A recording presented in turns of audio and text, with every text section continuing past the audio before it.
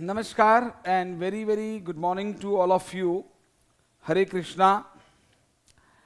तो चलिए आज का लेक्चर शुरू करते हैं, जो कि बहुत बहुत इम्पॉर्टेंट लेक्चर है।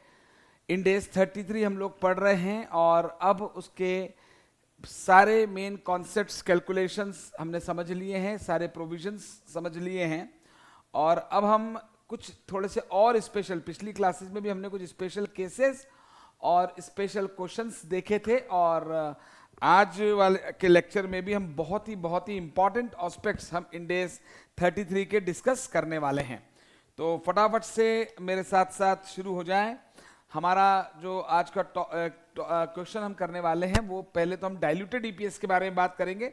बेसिक ईपीएस के बारे में हम बात कर चुके हैं, कई सारे एग्जाम्पल्स कर चुके हैं, और हमने उसके जो स्पेशल केसेस थे, जैसे कि राइट इशू, जैसे कि बोनस इशू, जैसे कि पार्टिसिपेटिंग प्रेफरेंस शेयर्स का केस, वो सारी चीजें हमने कर ली हैं।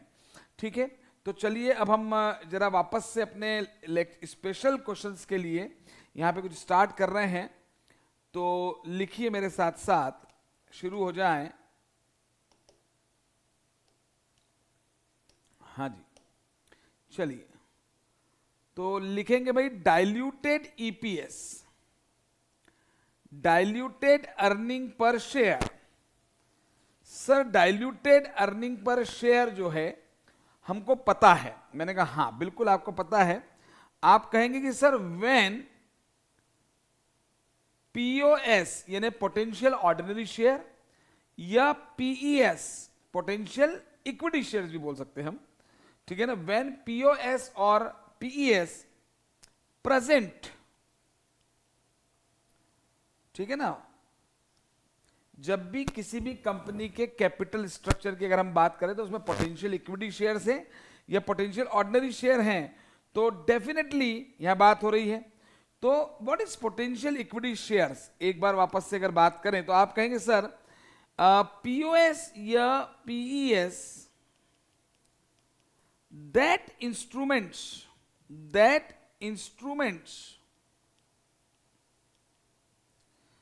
ठीक है, convertible into ordinary shares. Sir ऐसे इंस्ट्रूमेंट जो इक्विटी शेयर्स में कन्वर्ट हो सकते हैं, हुए नहीं है, हो जाएंगे तो इक्विटी शेयर ही हो जाएंगे, फिर तो वो बेसिक ईपीएस में आ ही जाते हैं। ऐसे इंस्ट्रूमेंट जो कि ऑर्डिनरी इक्विटी शेयर्स में कन्वर्ट हो जाएंगे, ठीक है, वो होते हैं पोटेंशियल इक्विटी शेयर्स और पोटेंशियल ऑर्डिनरी शेयर्स। और आपको पता है कि डाइल्यूटेड ईपीएस कैलकुलेट करते वक्त इन्हीं पोटेंशियल इक्विटी शेयर्स का कन्वर्जन अज्यूम किया जाता है, ठीक है ना। चाहे न्यूमरेटर हो चाहे डिनोमिनेटर हो, दोनों में उसको एडजस्ट करते हैं। सर यहां पर अब नई बात तो कुछ भी नहीं बताई आपने। मैंने कहा नहीं सर, अब मैं आपको एक नई बात बताऊंगा कि यहां मैं लिखवाऊंगा मे और मे नॉट कन्वर्ट, मे और मे नॉट कन्वर्ट। सर मतलब भाई पोटेंशियल इक्विटी शेयर्स के लिए हम ये कहते हैं कि वो फ्यूचर में इक्विटी शेयर्स में कन्वर्ट हो जाएंगे, तो वो ऑप्शन होता है, हो भी सकते हैं और नहीं भी हो सकते हैं। बोले हाँ सर मालूम है। तो इस बात को लेकर एक बड़ा इंपॉर्टेंट पॉइंट है जो हमने कभी क्लास में डिस्कस नहीं किया। इवन हमने अपने बचपन में, मतलब सीए इंटरमीडिएट में भी हमने AS20 में इस पॉइंट को डिस्कस नहीं किया। सर मतलब क्या, मतलब ये कि पॉइंट टू बी नोटेड, ये एक नोट है बड़ा इंपॉर्टेंट। अगर आपको एग्जाम में आ जाता है mandatory convertible instrument, mandatory convertible instrument, sir मतलब क्वेश्चन में लिखा है कि किसी कंपनी के पास कन्वर्टिबल डिवेंचर है, क्वेश्चन में लिखा है किसी कंपनी के पास कन्वर्टिबल कोई प्रेफरेंस शेयर है, या कंपनी के पास कोई भी एंटिटी के पास अगर कोई भी कन्वर्टिबल इंस्ट्रूमेंट है और इशू के वक्त ही ये क्लियर है कि वो मैंडेटरी कन्वर्ट होगा, मैंडेटरी कन्वर्ट होगा, तो आपको उसको अभी से बेसिक ईपीएस में ही लेना है। सर क्या बात कर रहे हो, yes, not considered as PES या पॉस, वो पोटेंशियल इक्विटी शेयर है, पोटेंशियल इक्विटी शेयर है, पोटेंशियल ऑर्डिनरी शेयर नहीं है। जबकि ठीक है, it is considered in calculation of basic EPS. Sir ये तो गजब बात आपने बता दी कि कन्वर्टिबल डिबेंचर हैं, कन्वर्टिबल प्रेफरेंस शेयर हैं, वो भी कन्वर्ट नहीं भी हुए हैं, और तो भी आप उसे बेसिक ईपीएस में ले रहे हो उसके शेयर को। बिल्कुल, क्योंकि वो मैंडेटरी कन्वर्टिबल इंस्ट्रूमेंट है। सर ये बचपन में तो नहीं पढ़ा था, ये जवानी में क्या हो गया? हमने सीए इंटर में तो ऐसा कुछ देखा नहीं था, बिल्कुल नहीं देखा था। वो इन एस 20 था, ये इंड एस 33 है, और दिमाग में फिट करें। सर एक बात बताइए, जैसे मान लीजिए profit attributable to equity share holder हमको दिया होगा, और नीचे वेनेस आ जाते हैं बेसिक ईपीएस में, है ना? सर ये profit attributable to equity share holder जो है, ये तो आफ्टर टैक्स होगा, है ना? तो सर इसमें तो टैक्स माइनस हो चुका है। इवन प्रेफरेंस शेयर है तो प्रेफरेंस शेयर का डिविडेंड भी माइनस हुआ क्योंकि इक्विटी का प्रॉफिट निकालते हैं। तो सर प्रॉफिट आफ्टर टैक्स जो है, तो उसमें तो इंटरेस्ट भी माइनस हुआ होगा। तो सर ये भले ही मैंडेटरी कन्वर्टिबल इंस्ट्रूमेंट है, मान लीजिए कन्वर्टिबल डिबेंचर है, तो इस प्रॉफिट को निकालते वक्त तो उसका मान लो 10,000 का इंटरेस्ट है, वो ऑलरेडी लेस हो चुका है, ऑलरेडी 10,000 का इंटरेस्ट लेस हो चुका है। अभी टैक्स इग्नोर कर देते हैं, वरना टैक्स इफेक्ट भी आएगा। और प्रेफरेंस डिविडेंड, मान लो कन्वर्टिबल प्रेफरेंस शेयर है, तो उनका जो प्रेफरेंस डिविडेंड है वो लेस हो चुका है। तो सर वो आप कह रहे हो कि इन कन्वर्टिबल डिबेंचर जो है और जो कन्वर्टिबल प्रेफरेंस शेयर हैं, जो भी कन्वर्ट नहीं हुए हैं, इनके कन्वर्ट होने पर भी जो इक्विटी शेयर इशू होंगे वो यहाँ नंबर में जुड़ जाएंगे। मैंने कहा हाँ बिल्कुल जुड़ जाएंगे। सर कन्वर्ट नहीं हुए, सर सोच लो, सर कन्वर्ट नहीं हुए, अभी कन्वर्ट हो जाते हैं तो फिर तो हम इक्विटी शेयर में जोड़ ही देते हैं। और कन्वर्ट अगर हो फ्यूचर में होंगे, फ्यूचर में कन्वर्ट होंगे, तो हम उसको सर डाइल्यूटेड ईपीएस में लेते हैं। और सर आप ये बेसिक ईपीएस बोल रहे हो, सर सोच के बोलो। सर मैंने कहा बिल्कुल सोच के बता रहा हूं कि यहां पर लिखा है मैंडेटरी कन्वर्जन। अगर पहले ही दिन से क्लियर है कि मैंडेटरी कन्वर्जन है, तो वो बेसिक ईपीएस में ही काउंट होंगे। सब्सटेंस ओवर फॉर्म जब मालूम ही है कि कन्वर्ट होंगे, मैंडेटरी कन्वर्जन है, तो डेफिनेटली उसको अभी से काउंट करना है। तो सर फिर इसका मतलब अगर मान लीजिए कन्वर्टेबल प्रेफरेंस शेयर हैं, आप फ्यूचर में कन्वर्ट होंगे, पर आप आज उसे कन्वर्ट मान रहे हो क्योंकि मैंडेटरी है, तो ऊपर उसका डिविडेंड भी ऐड होगा, बिल्कुल ऐड होगा। सर ऊपर कन्वर्टेबल डिबेंचर तो उसका इंटरेस्ट भी ऐड होगा बेसिक ईपीएस में, हाँ होगा। इंटरेस्ट नेट ऑफ टैक्स, हाँ सर बिल्कुल। सर ये बिल्कुल मजेदार बात थी, बहुत ही शानदार बात थी, मजा आ गया सर।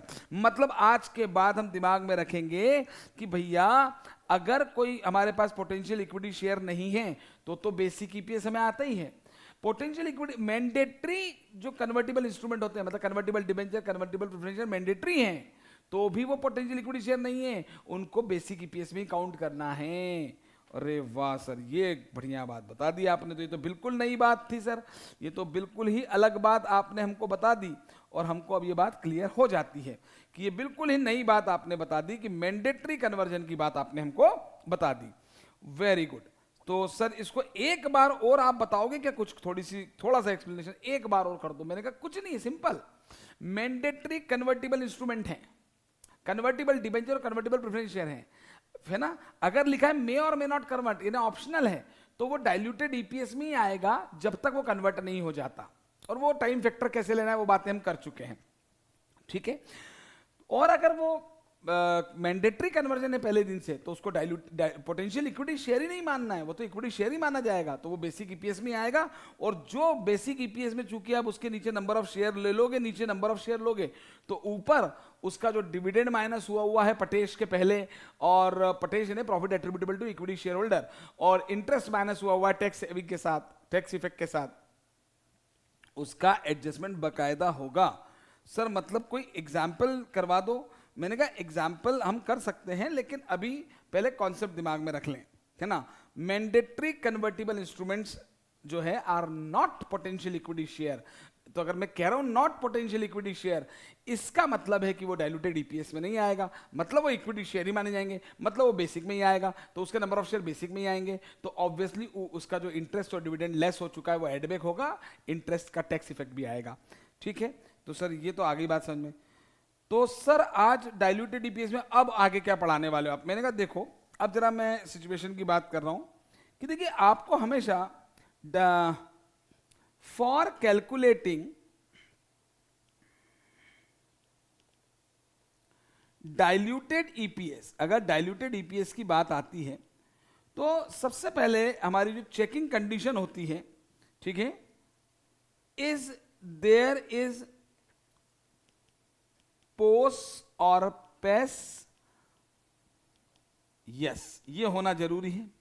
डाइल्यूटेड ईपीएस के लिए पोटेंशियल इक्विटी शेयर्स का होना जरूरी है, तो ही डाइल्यूटेड ईपीएस कंप्यूट होगा। चलिए सर, मान लिया आपके। अब दूसरी बताओ सर, क्या लिखवा रहे हो? मैंने कहा अब ये बातें हम क्लास में पहले डिस्कस कर चुके हैं। हमने जब इस इंडेक्स को पढ़ा था, तो मैंने शुरुआत से आपको एक प्रैक्टिकल अप्रोच देते हुए आया और मैंने कई सारे एग्जाम्पल्स आपको करवाए। तो देखिए क्वेश्चन में क्या हो सकता है, ये दो तरह की प्रोबेबिलिटी यहां बन सकती है। Only one category PES. Sir मतलब हमारे पास एक ही कैटेगरी का पोटेंशियल इक्विटी शेयर है, मतलब या तो कन्वर्टिबल डिबेंचर है, या कन्वर्टिबल प्रेफरेंस शेयर है, या कन्वर्टिबल ऑप्शन है, या कन्वर्टिबल वारंट्स हैं, या ओनली वन और more than one category PES हमारे पास है। पॉस भी लिख सकते हैं आप, मतलब हमारे पास कन्वर्टिबल डिबेंचर और कन्वर्टिबल प्रेफरेंस शेयर दोनों हैं, हमारे पास कन्वर्टिबल डिबेंचर और कन्वर्टिबल ऑप्शन दोनों हैं, या हमारे पास कन्वर्टिबल प्रेफरेंस शेयर भी है, डिबेंचर भी है, ऑप्शन भी है, या केवल ऑप्शन और प्रेफरेंस, मतलब मोर देन वन है, मोर देन वन कैटेगरी है। तो सर उसमें तो कोई दिक्कत ही नहीं, हमने क्वेश्चन करा था। अगर एक ही कैटेगरी है तो कोई टेंशन ही नहीं है। अगर एक से ज्यादा कैटेगरी के पोटेंशियल इक्विटी शेयर होते हैं, मतलब कन्वर्टिबल डिबेंचर भी है, कन्वर्टिबल प्रेफरेंस शेयर भी है, कन्वर्टिबल ऑप्शन भी है, तो आपने सर बहुत अच्छे से हमको एग्जांपल देके समझाया था कि इसमें डाइल्यूटेड ईपीएस कैसे निकालते हैं, और आपने उसकी थ्योरी स्टेप्स भी हमको लिखवा दी थी कि सर उसमें हमको फिर हर पोटेंशियल इक्विटी शेयर को पहले अलग अलग देखना पड़ता है, और हमें जिसकी इंक्रीमेंटल अर्निंग पर शेयर हर पोटेंशियल इक्विटी शेयर से जो एक्स्ट्रा ईपीएस आ रहा है वो निकालना पड़ता है, और जिसका एक्स्ट्रा ईपीएस सबसे कम होता है वो मोस्ट डाइल्यूटिव होता है। और असर आपने हमें बताया था कि वो फिर मोस्ट डाइल्यूटिव से लीस्ट डाइल्यूटिव के ऑर्डर में हमको लेना चाहिए। तो अभी मैं उसको यहाँ डिस्कस नहीं कर रहा हूँ, लेकिन हाँ more than one category PES भी हो सकते सवाल भी हमने किए हैं। ठीक है, तो सर अब करना क्या है, तो अब इसमें भी देखिए, इसमें चार कैटेगरी में मैं डिवाइड कर देता हूं। सवाल दो तरीके से आ सकता है, एक या तो एक कैटेगरी का पोटेंशियल इक्विटी शेयर हो, या एक से ज्यादा, तो बेसिकली ये दो तरह हो गए। लेकिन अब इसमें भी देखिए क्या हो सकता है, सिचुएशन 1 हो सकती है, सिचुएशन 2 हो सकती है, इधर भी सिचुएशन 3 ले लेता हूं मैं। सर ये तो आपने कभी नहीं बताई इसके पहले, मैंने कहा अब बता रहे हैं, है ना। सिचुएशन 4 सर क्या है भाई, इसमें क्या होगा कि सिचुएशन 1 में कह रहा हूं कि सीओ और डीओ कंटिन्यूइंग ऑपरेशन, और हाँ सर ये तो आपने बताया था कि सर अर्निंग पर शेयर जो होता है कंटिन्यूइंग, अगर डिसकंटिन्यूड ऑपरेशन आपके बिजनेस में है, जिसपे बचपन में AS24 लगता था और अब इंडेस 105 लगता है, तो जो डिसकंटिन्यूड ऑपरेशन होते हैं आपके बिजनेस के, उनका सेपरेट डिस्क्लोजर होता है सर, उनका सेपरेट डिस्क्लोजर होता है, तो उनका ईपीएस भी सेपरेट डिस्क्लोज होगा। तो केवल कंटिन्यूइंग ऑपरेशन है तो टेंशन नहीं है, लेकिन अगर डिसकंटिन्यूइंग ऑपरेशन है तो फिर एक तरीके से कंटिन्यूइंग ऑपरेशन का ईपीएस अलग डिस्क्लोज होगा, डिसकंटिन्यूड का अलग होगा, और टोटल भी होगा। तो सर अगर सिचुएशन 1 क्या है कि आपके पास केवल एक कैटेगरी का पोटेंशियल इक्विटी शेयर है, और आपको सवाल में कंटिन्यूइंग और डिसकंटिन्यूइंग ऑपरेशन की information separately given, information separately given. एक क्वेश्चन तो ये बन सकता है, और एक ये बन सकता है कि कंटिन्यूइंग ऑपरेशन और डिसकंटिन्यूइंग ऑपरेशन की information not separately given. Sir not separately given मतलब डिसकंटिन्यूड ऑपरेशन है तो सही, पर सवाल में टोटल इंफॉर्मेशन दे रखी है। हाँ ठीक है, तो सर फिर टोटल निकाल देंगे, तो मैंने कब मना किया, निकाल देंगे टोटल, लेकिन मैं बता रहा हूं सिचुएशन बनती है। हाँ ठीक है सर बनती है, तो अब क्या बता रहे हो, मैंने कहा इसमें भी दो सिचुएशन बना लो, कंटिन्यूइंग ऑपरेशन और discontinuing operation information separately given.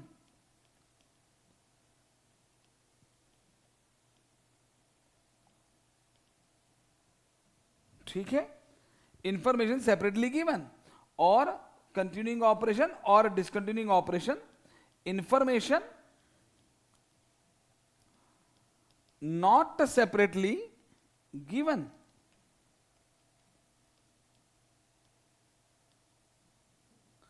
Not separately given, ठीक है। ये सिचुएशन 1 2 3 4 ऐसे बनती है। तो मेरा वापस से आपको कहना है, देखिए समझे, हमारे पास एक ही कैटेगरी का पोटेंशियल इक्विटी शेयर है, और सवाल हमको आया डिसकंटिन्यूइंग ऑपरेशन है, डिसकंटिन्यूइंग ऑपरेशन नहीं है, तो ये बात ही खत्म हो जाएंगी। हमारा बिजनेस है, कोई एंटिटी है, उसके कंटिन्यूइंग ऑपरेशंस है और कुछ डिसकंटिन्यूड ऑपरेशंस हैं, ठीक है। तो अब मेरी बात को समझें कि सवाल ऐसा बनेगा कि हमारे पास एक ही कैटेगरी का पोटेंशियल इक्विटी शेयर है और हमारे पास कंटिन्यूइंग ऑपरेशन और डिसकंटिन्यूइंग ऑपरेशन है, डिसकंटिन्यूइंग हैं, उनकी इंफॉर्मेशन सवाल में अलग अलग दे रखी है। अभी मैं एग्जांपल करवाता हूं। और सिचुएशन 2 है कि भाई उनकी इंफॉर्मेशन अलग अलग नहीं दे रखी, टोटल में दे रखी है ये। और तीसरा केस बनेगा कि मोर than one category of potential equity share, मतलब कन्वर्टिबल डिबेंचर भी है, प्रेफरेंस शेयर भी है, ऑप्शन भी, सब है ना। और उसमें सीओडीओ की इंफॉर्मेशन अलग दे रखी है और सीओडीओ की इंफॉर्मेशन अलग नहीं दे रखी है। मतलब यहां पे मैं दोनों केस में चलो लिख देता हूं, ओनली टोटल इन्फो गिवन,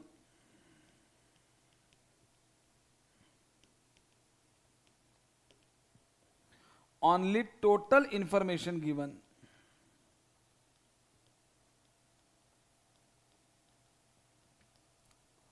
तो केस ये 4 हमारे बन सकते हैं। सर अब क्या करवाने वाले हो? सर अब कुछ एग्जाम्पल्स आप हमें करवा दो। मैंने कहा लो भाई एग्जाम्पल्स करवा देते हैं। सर एक तो आप एक काम करवाएं, प्रॉफिट, ये एग्जाम्पल आप किस पे करवा रहे हो? सर पहले मैंने कहा चलो आज हमने सबसे पहले मैंडेटरी कन्वर्जन लिया ना, तो उस पे ले लेते हैं। हाँ सर आपने कहा था करवाओगे। मैंडेटरी कन्वर्टिबल इंस्ट्रूमेंट,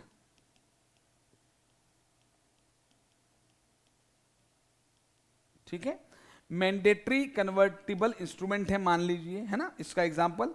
तो सर क्या है? मैंने कहा profit attributable to equity share holder जो है वो हमको दे रखे हैं मान लीजिए 1 लाख रुपए का, और वेनेस यानी weighted average number of equity share outstanding during the period जो दे रखे हैं वो सपोज दे रखे हैं 20,000। अरे सर बेसिक ईपीएस 5 आ गया ना सर, आप भी मजाक करते हैं सर सुबह सुबह, है ना। मैंने कहा यार लिख तो लो, है ना। ये वेनेस जो है ना, अच्छा कंपनी के पास जो है मैंडेटरी कन्वर्टिबल इंस्ट्रूमेंट है, से मैं मानता हूं से कन्वर्टिबल डिबेंचर हैं। अरे सर क्या बात कर रहे हो, कन्वर्टिबल डिबेंचर हैं। हाँ अब मैं नंबर वंबर नहीं दे रहा अभी आपको, मैं अभी आपको सिंपली दे रहा हूं, मतलब आपको कन्वर्ट नहीं करना पड़ेगा, मैं क्वेश्चन की इंफॉर्मेशन दे रहा हूं। इसका जो इंटरेस्ट है ना वो इंटरेस्ट है, और मान लेते हैं ₹6,000 रुपए का इंटरेस्ट है। ऑब्वियसली वो पटेज निकालते वक्त माइनस हो चुका है, ऑब्वियसली है तो सही। और टैक्स रेट में ले लेता हूं 30% ले लेता हूं मैं, है ना। और यहां पर मैं आपका टैक्स रेट ले लिया, है ना। उसके बाद इसकी ऑन कन्वर्जन, जब ये कन्वर्ट हो जाएंगे ना ऑन कन्वर्जन, तो मैं नंबर ऑफ शेयर्स जो है वो 12,000 ले रहा हूं, ठीक है। नंबर ऑफ शेयर्स मैं ले लेता हूं चलो 12,000, कोई दिक्कत नहीं है कन्वर्जन पर, अभी कन्वर्ट हुए नहीं है। Calculate BPS and DPS. Sir BPS निकालेंगे अब हम, तो सर बीपीएस बराबर सर 1 लाख डिवाइडेड बाय 20,000, यही होता था आज तक, पर अब ये नहीं होगा। अब नीचे ये 12,000 हैं। सर ये तो पोटेंशियल इक्विटी शेयर थे, नहीं ये पोटेंशियल इक्विटी शेयर नहीं है क्योंकि मैंडेटरी कन्वर्टिबल है। और सर इसका इंटरेस्ट कितना बढ़ेगा? 6,000 से तो इंटरेस्ट बढ़ गया, मतलब इंटरेस्ट नहीं देना पड़ेगा जब ये कन्वर्ट हो जाएंगे तो, लेकिन वो तो कंसिडर ही नहीं कर रहे हैं। ये तो मैथमेटिकली हम इनको न्यूमरेटर और डिनोमिनेटर को कंपेरेबल बनाना पड़ेगा ना, जब नीचे हम उसको इक्विटी मान रहे हैं तो फिर डेफिनेटली उसका इंटरेस्ट एडबैक करेंगे तो और टैक्स माइनस कर देंगे 1,800 रुपए 6,000 का। सर ये तो पहली बार हमने देखा सर कि ये बेसिक ईपीएस में ये वाली हरकतें हो रही है। मैंने कहा हाँ बिल्कुल ठीक बात है।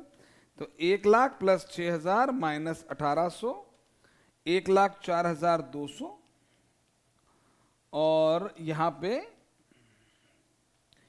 डिवाइडेड बाय 32,000, 12,000 शेयर, तो is equal two divided by 32,000 sir 3.25 ये ईपीएस आ रहा है। मैंने कहा बिल्कुल। और सर अब DEPS, anybody in the classroom जो मुझे बताया डीईपीएस कितना आएगा? लो डीईपीएस। Not applicable. और यह ऐसी सिचुएशन में मैं आपको बता दूं कि बीईपीएस इज डीईपीएस। अरे हाँ सर, ये तो हमने सोचा ही नहीं। बिल्कुल भाई, जब पोटेंशियल इक्विटी शेयर नहीं है तो जो basic equity earning per share है वही डायलूटेड ईपीएस भी है। मतलब नॉट एप्लीकेबल का मतलब ये कि कोई भी डायलूटेड ईपीएस है ही नहीं। क्यों? क्योंकि कंपनी के पास कोई पोटेंशियल इक्विटी शेयर है ही नहीं। बस ये ऐसा ही होता है, ठीक है, ये नहीं है। चलो तो आगे बढ़ जाते हैं। हो गया सर। अब मैंने कहा अब आगे बढ़ो, अब बड़े इंपॉर्टेंट एग्जांपल्स की बात करेंगे और स्टडी मटेरियल के पास एग्जाम के बेस पर ही मैं क्वेश्चंस कराऊंगा भी आपको यहाँ पर। तो यहाँ पर ये जो है ये बढ़िया काम हो गया सर। अब क्या कराने वाले हो? अब सर एग्जाम्पल्स हम करने वाले हैं इस पर, ये सीओडीओ बेस्ड सवाल कुछ करने वाले हैं, ठीक है। मैं example based on situation 1। Sir situation 1 कहां से आ गई? मैंने कहा ऊपर मैंने सीओडीओ वाली जो सिचुएशंस आपको लिखवाई थी वो सिचुएशंस की बातें मैं आपके साथ अब करने वाला हूं, ठीक है सर। तो सिचुएशन मतलब ये चलो लिख देते हैं, 1 कैटेगरी पॉस है ना, और प्लस एक कैटेगरी प्रेफरेंस शेयर की ले रहे हैं, पोटेंशियल इक्विटी शेयर की, नॉट प्रेफरेंस शेयर। एक कैटेगरी का ही मतलब पोटेंशियल इक्विटी शेयर कोई एक कैटेगरी का ही है मान लीजिए, है ना। और CO DO info given, separately CODO की इंफॉर्मेशन है सर। कैसे? अब बड़े इंपॉर्टेंट एग्जांपल है, देखिए। अब कुछ हालांकि कोई विशेष बात नहीं, लेकिन इसमें एक स्पेशल पॉइंट, बड़ा इंपॉर्टेंट पॉइंट आपके सामने आने वाला है, तो धीरे धीरे हम देखेंगे इसको यहाँ पे। हाँ सर, अब क्या करने वाले हो? मैंने कहा एक काम करो, मान लो कोई कंपनी के लॉसेस हैं। अरे सर अर्निंग से एकदम लॉसेस पे कहां कूद पड़े? मैंने कहा यार मैंने आपको बचपन में भी बता दिया, आप बचपन में भी पढ़े हुए हैं और यहां भी मैंने पढ़ाया है आपको कि अर्निंग पर शेयर नेगेटिव भी हो सकती है और वो नेगेटिव ईपीएस भी डिस्क्लोज होगा। Profit attributable to equity share holders की जगह लॉस भी हो सकता है। हाँ सर बताया तो था सर। तो लॉस ले लिया 10 लाख। अब लॉस वाला केस लूंगा मैं यहां पर। सर अब बोलो, मैंने कहा आपको सवाल में इंफॉर्मेशन है। क्या इंफॉर्मेशन है सर? ये इंफॉर्मेशन ये रही कि आपको दे रखा है, क्या दे रखा है सर बताओ तो सही। मैंने कहा सीओ और डीओ। सर सीओ में कंटिन्यूइंग ऑपरेशन से 20 लाख रुपए का प्रॉफिट है, तो सर फिर तो डिसकंटिन्यूइंग ऑपरेशन से 30 लाख का लॉस होना ही चाहिए, तभी तो 10 लाख का नेट लॉस आएगा। मैंने कहा वाह ये गजब कर दिया आपने। हाँ सर। अब क्या है सर?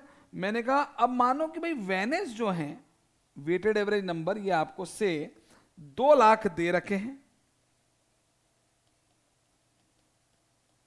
2 लाख वेनेस आपको दे रखे हैं मैं, और 1 कैटेगरी पॉस है सर। मतलब कंपनी के पास कोई एक कैटेगरी के पोटेंशियल इक्विटी शेयर है। मैं अज्यूम कर लेता हूं कन्वर्टिबल ऑप्शन है। कन्वर्टिबल ऑप्शन यानी कंपनी ने अपने एम्प्लॉयज को मान लीजिए इसॉप दे रखे हैं। हमने इसॉप का केस भी देखा हुआ है, ठीक है। तो अब मैं पहले याद दिला दूं कि बेसिक ईपीएस तो निकल ही जाएगा, कोई इसमें प्रॉब्लम नहीं है, बेसिक ईपीएस में दिक्कत नहीं है, ठीक है ना। हाँ निकालेंगे, वो भी निकालेंगे, है ना। लेकिन मैं आपको बता दूं कि आपको याद होना चाहिए कि जब हम कन्वर्टिबल ऑप्शन के सवाल करते थे, है ना, तो डाइल्यूटेड, तो वो पोटेंशियल इक्विटी शेयर है, तो डाइल्यूटेड ईपीएस निकालते वक्त कन्वर्टिबल ऑप्शन का न्यूमरेटर और डिनोमिनेटर यानी profit attributable to equity share holder और नीचे वेनेस weighted average number of shares में एडजस्टमेंट होता था। तो ऊपर न्यूमरेटर में जैसे कन्वर्टिबल डिबेंचर होता है तो interest net of tax add back करते हैं, कन्वर्टिबल प्रेफरेंस शेयर होता है तो प्रेफरेंस डिविडेंड न्यूमरेटर में एड बैक करते हैं। ऑप्शन के केस में नो इंपैक्ट ऑन न्यूमरेटर, याद करें आप, न्यूमरेटर में अर्निंग्स पे कोई इफेक्ट नहीं, इंपैक्ट नहीं होता है। हाँ सर बिल्कुल सही कह रहे हो। और डिनोमिनेटर में जो है, हाँ सर डिनोमिनेटर में तो होता है। मैंने कहा अच्छा बताओ क्या होता है डिनोमिनेटर में?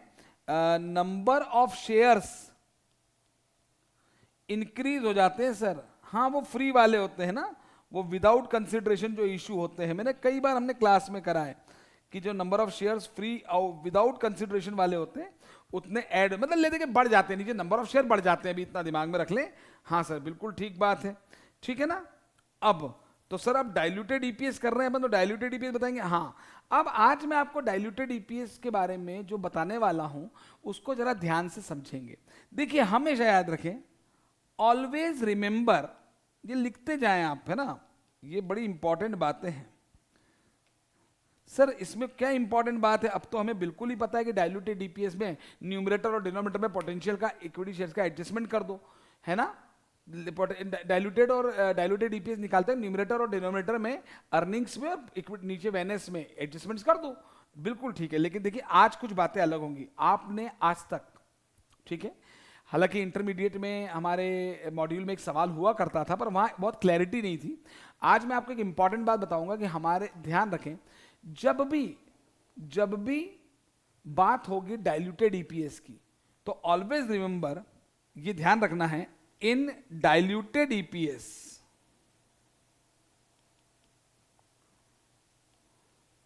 To points should be considered, 2 points should be considered.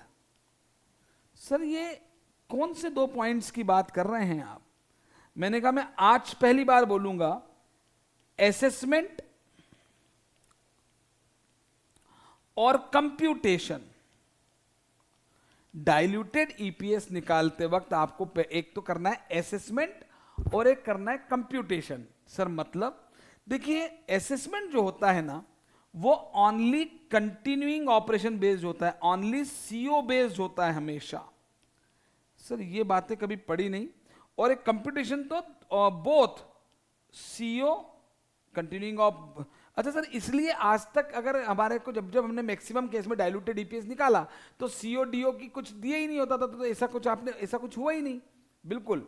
तो इसलिए आज हम सीओ डीओ की इंफॉर्मेशन लेके बैठे हैं, तो both CO and DO based होता है, मतलब टोटल बेस्ड भी होता है। सर नहीं बात समझ में नहीं आई, मैंने कहा बिल्कुल मत समझो, ये असेसमेंट की बात कर रहे हैं पहले, है ना। ओनली सीओ बेस्ड होता है असेसमेंट, ओनली सीओ बेस्ड होता है। मैंने कहा सर कैसे? मैंने कहा भाई देखो, हम बात करते हैं असेसमेंट में एक प्री कन्वर्जन की, एक पोस्ट कन्वर्जन की। सर थोड़ा सा कंफ्यूजन है, मैंने कहा हाँ है, लेकिन लिखोगे धीरे धीरे समझोगे तो सब समझ में आएगा। सर प्री कन्वर्जन में क्या करना है, सिर्फ सीओ की बात करना है। असेसमेंट, सर असेसमेंट क्या है मैंने नहीं बताया, है ना, चेक कर रहा हूं अभी मैं कुछ। और सर ये सीओ बेस्ड क्यों, डीओ क्यों नहीं ले रहे हैं, वो भी बता रहा हूं मैं आपको। सर पहले करो, प्री कन्वर्जन है, मैं सवाल देख लूं, सवाल क्या था। हाँ तो भैया मुझे ये बताइए सवाल में अर्निंग कितनी थी? सर सीओ बेस्ड लेना है। मैंने कहा हाँ, तो सर वो तो 20 लाख का था, 20 लाख का था सर, प्रॉफिट था सर 20 लाख का ना सीओ में। मैंने कहा हाँ, और सर वेनेस कितने थे? मैंने कहा जी वेनेस जो थे वो 2 लाख थे, प्री कन्वर्जन, ठीक है सर। तो सर ये तो ईपीएस जो आया सर ये तो 10 आ रहा है, बेसिक ईपीएस ही हो गया सर। मैंने कहा हाँ। अब पोस्ट कन्वर्जन की बात करें तो सर ये 20 लाख ही रहेगा। क्यों सर? क्योंकि कन्वर्टिबल ऑप्शन जो हैं वो कन्वर्टिबल ऑप्शन न्यूमरेटर पर तो कोई इंपैक्ट डालेंगे नहीं। हाँ सर ये भी बात सही है। और सर पोस्ट कन्वर्जन में, अच्छा मैंने ऑप्शन में आपको शेयर नहीं लिखवाए ना, 1 लाख ले लेते हैं, 1 लाख मान लीजिए 1 कैटेगरी पोस्ट है ऑप्शन, ये 1 लाख शेयर्स में परिवर्तित हो जाएंगे। 1 लाख टोटल, 1 लाख वो है, मतलब वो फ्री वाले जो भी हैं, ये अमाउंट, ये total without 1 lakh without consideration वाले ही है। नंबर कुछ भी आपको मैंने एक्सरसाइज प्राइस, उसकी फेयर मार्केट वैल्यू कुछ नहीं, 1 लाख शेयर बढ़ गए मान लो, ठीक है सर। तो सर फिर ये तो 3 लाख हो गया सर। मैंने कहा बिल्कुल हो गया 3 लाख। तो सर ये तो 20 लाख डिवाइडेड बाय ये तो 6.67 आ रहा है सर। मैंने कहा हाँ आ रहा है, ठीक है। ये अब हम बात करेंगे कि सर ये तो डाइल्यूटिव इन नेचर है। मैंने कहा आपको कैसे पता चला डाइल्यूटिव इन नेचर है? सर ये तो साफ साफ दिख रहा है सर, ये जो है, 1 मिनट सर, 1 सेकेंड, हाँ जी,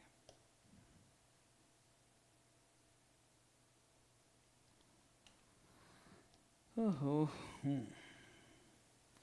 सर ये बिना कन्वर्जन के 10 रुपए था, और कन्वर्जन अगर अज्यूम कर लें पोस्ट कन्वर्जन, भाई ये तो है तो कन्वर्टिबल अभी हुए नहीं है तो डाइल्यूटेड में लिया, तो सर ये तो डाइल्यूटिव इन नेचर है ना? हाँ सर। सर ये डाइल्यूटेड ईपीएस है क्या? नहीं, डाइल्यूटिव इन नेचर है। सर इसका अंतर क्या हुआ? अंतर मेरी बात समझिए कि बेसिक ईपीएस हमारा रिड्यूस हो रहा है कन्वर्जन अज्यूम करके, तो इसका नेचर डाइल्यूटिव है। अच्छा सर मतलब अभी हमने ईपीएस निकाला नहीं है? हाँ नहीं निकाला सर, हमने अभी केवल ये चेक किया है कि भाई ये डाइल्यूटिव है या एंटी डाइल्यूटिव। ऑब्वियस सी बात है अगर 10 से ज्यादा आ जाता तो हम बोलते हैं एंटी डाइल्यूटिव। सर इसमें डीओ क्यों नहीं लिया आपने, डिसकंटिन्यूइंग ऑपरेशन को क्यों नहीं लिया आपने? देखिए इसलिए नहीं लिया, इसका सिंपल सा रीजन ये है कि हम फ्यूचर की बात कर रहे हैं, डाइल्यूटेड ईपीएस निकालते तो हम फ्यूचर की बात कर रहे हैं, और फ्यूचर की बात कर रहे हैं तो हम तो खुद ही कह रहे हैं डिसकंटिन्यूड ऑपरेशन है तो वो फ्यूचर में होगा ही नहीं। तो जब वो होगा ही नहीं तो असेसमेंट में तो उसको आज है, अभी वो पूरी तरह डिसकंटिन्यू नहीं हुआ है लेकिन आज है, तो उसका एक्चुअल में जब ईपीएस डिस्क्लोज होगा तब तो मैं सीओ डीओ दोनों का ईपीएस दिखाना पड़ेगा। लेकिन जब मैं ये कंसिडर कर रहा हूं कि फ्यूचर में ये कन्वर्ट होंगे, फ्यूचर में ये कन्वर्ट होंगे, फ्यूचर में ये कन्वर्ट होंगे, future future future future future future future, तो फ्यूचर में ये ऑपरेशन रहेगा ही नहीं। अगेन अगर आप थोड़ा सा देखेंगे तो सब्सटेंस ओवर फॉर्म का ध्यान रखा गया कि नहीं यार बॉस, असेसमेंट कर रहा हूं मैं इस बात को देख रहा हूं कि अगर फ्यूचर में कन्वर्ट होंगे तो भैया फ्यूचर में तो डाइल्यूट ये डिसकंटिन्यूड ऑपरेशन रहेगा ही नहीं, तो मेरा असेसमेंट डिसकंटिन्यूड ऑपरेशन पे बेस्ड होना ही नहीं चाहिए। मैं तो ये देखता हूं कि फ्यूचर में कन्वर्ट कंटिन्यूइंग का देख रहा हूं, जब फ्यूचर में डिसकंटिन्यूइंग ऑपरेशन रहेगा ही नहीं तो ये मेरा 30 लाख का लॉस रहेगा ही नहीं, तो जब लॉस रहेगा ही नहीं तो मैं क्यों टेंशन पालूं? तो इसलिए मैं आज इनको मैं उस डिसकंटिन्यूइंग ऑपरेशन की वजह से बेचारों को डाइल्यूटिव नहीं बोल सकता। हो सकता है ना ये एंटी डाइल्यूटिव आ जाए, तो इसलिए तो ये रीजन कोई इंडेक्स में स्पेसिफिकली ऐसे लिखा नहीं, पर एक लॉजिकल थोड़ा सा हम एनालिसिस करते हैं तो हमें समझ में आता है कि भाई डाइल्यूटेड ईपीएस के लिए हमें सबसे अगर कंटिन्यू, हाँ आज तक के सवालों में ऐसा नहीं था बॉस, कोई सीओडीओ अलग अलग नहीं देते मैक्सिमम केस में, तो लफड़ा नहीं पड़ा था। लेकिन अगर कंटिन्यूइंग ऑपरेशन के रिजल्ट अलग हैं, अगर डिसकंटिन्यूइंग ऑपरेशन के रिजल्ट अलग दे रखे हैं आपको, ठीक है, कंटिन्यूइंग ऑपरेशन और डिसकंटिन्यूइंग ऑपरेशन के रिजल्ट्स आपको अलग दे रखें, तो ऑब्वियसली पहले असेसमेंट होगा कि वो डाइल्यूटिव इन नेचर है एंटी डाइल्यूटिव इन नेचर है, तो उसके लिए केवल सीओ देखना है। ठीक है चलिए सर देख लिया, अब क्या बता रहे हो? अब इसके आते हैं कंप्यूटेशन पर। ठीक है तो कंप्यूटेशन की अगर हम बात करें तो ऑब्वियसली कंप्यूटेशन तो बहुत सीओ एंड डीओ बेस्ड होगी। अच्छा इसमें मैं सीओ का भी निकाल सकता हूं, डीओ का भी निकाल सकता हूं, अलग अलग निकल ही जाएगा, कोई दिक्कत ही नहीं है ना। लेकिन मैं अभी इसको टोटल निकालता हूं भाई, टोटल ईपीएस हम बात करते हैं तो टोटल ईपीएस में हम बी ईपीएस निकालेंगे। बी ईपीएस कितना था? 10 लाख का लॉस था भाई। हाँ सर 10 लाख का लॉस था, मैं कुछ बताना चाह रहा हूं उससे क्लियरिटी आएगी। हाँ 10 लाख का लॉस था सर, और 2 लाख शेयर्स थे सर, तो सर ये नहीं, ये अब आप कंप्यूटेशन, अब आप वो ईपीएस निकालो जो डिस्क्लोज होगा, तो डिस्क्लोज सीओ का भी होगा डीओ का भी होगा, अलग अलग निकल जाएगा ना वो तो सीओ डीओ का। हाँ बेसिक ईपीएस कैसे निकलेगा बताओ? 20 lakh divided bye 2 lakh 10 lakh, 30 lakh divided bye 2 lakh minus 15 और ओवरऑल 5 आ जाएगा, वो तो टोटल निकल रहा है तो इंडिविजुअल तो निकलेगा ही। जब भी सीओ की इंफॉर्मेशन अलग है, डीओ की इंफॉर्मेशन अलग है ना, तो डेफिनेटली 3 बेसिक ईपीएस निकलेंगे। अगर नॉर्मल बात करूं तो करंट ईयर की, प्रीवियस ईयर का छोड़ो, अभी करंट ईयर की बात, कंसोलिडेशन का भी छोड़ो, हाँ यस 3 ईपीएस निकलेंगे कम से कम। अगर सीओ का ईपीएस अलग, डीओ का ईपीएस अलग और टोटल का अलग, तो मैं टोटल का निकाल रहा हूं। सर ये तो -5 आ गया, -5 आ गया, बिल्कुल आ गया। और अब सर हम डी ईपीएस निकालेंगे, और डी ईपीएस निकालते वक्त सर ये माइनस का 10 लाख है। हम अज्यूम करेंगे कि पोटेंशियल इक्विटी शेयर में बदल जाएंगे तो क्या होगा, और सर ऊपर न्यूमरेटर में तो इसॉप में कुछ भी फर्क नहीं पड़ेगा, लेकिन डिनोमिनेटर में ये शेयर सर 2 लाख और 1 लाख हो जाएंगे सर, और ये हमारा डाइल्यूटेड ईपीएस जो है ये आ जाएगा 3.33 नेगेटिव आ जाएगा सर। और अब आप देखेंगे सर यहां पर आपने गजब का एक कमाल कर दिया, क्या कुछ गड़बड़ कर दी क्या सर? मैंने कहा अच्छा बताओ क्या गड़बड़ लगती है आपको, तो मैंने कहा 1 मिनट, ये हिल क्यों गया, ये हिलने नहीं देंगे तुझे, हाँ ये हो गया,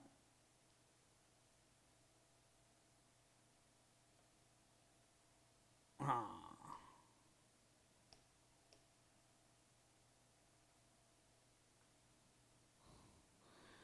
सर बेसिक ईपीएस -5 है, डाइल्यूटेड ईपीएस -3.33 आ रहा है।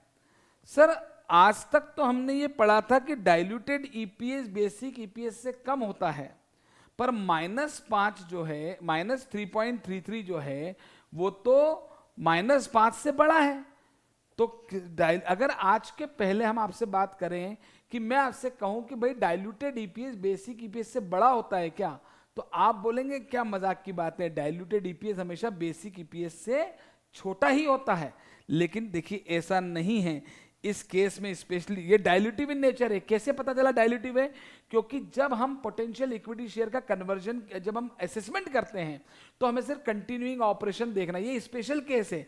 सर ऐसा कब होगा? ऐसा तभी होगा जब लॉसेस हो, ऐसा तभी होगा जब सीओडीओ की इंफॉर्मेशन अलग अलग हो, है कि नहीं? और ऐसा तभी होगा जब असेसमेंट, तो असेसमेंट सीओ बेस्ड होगा और जो कंप्यूटेशन होगा वो सीओडीओ दोनों बेस्ड होगा।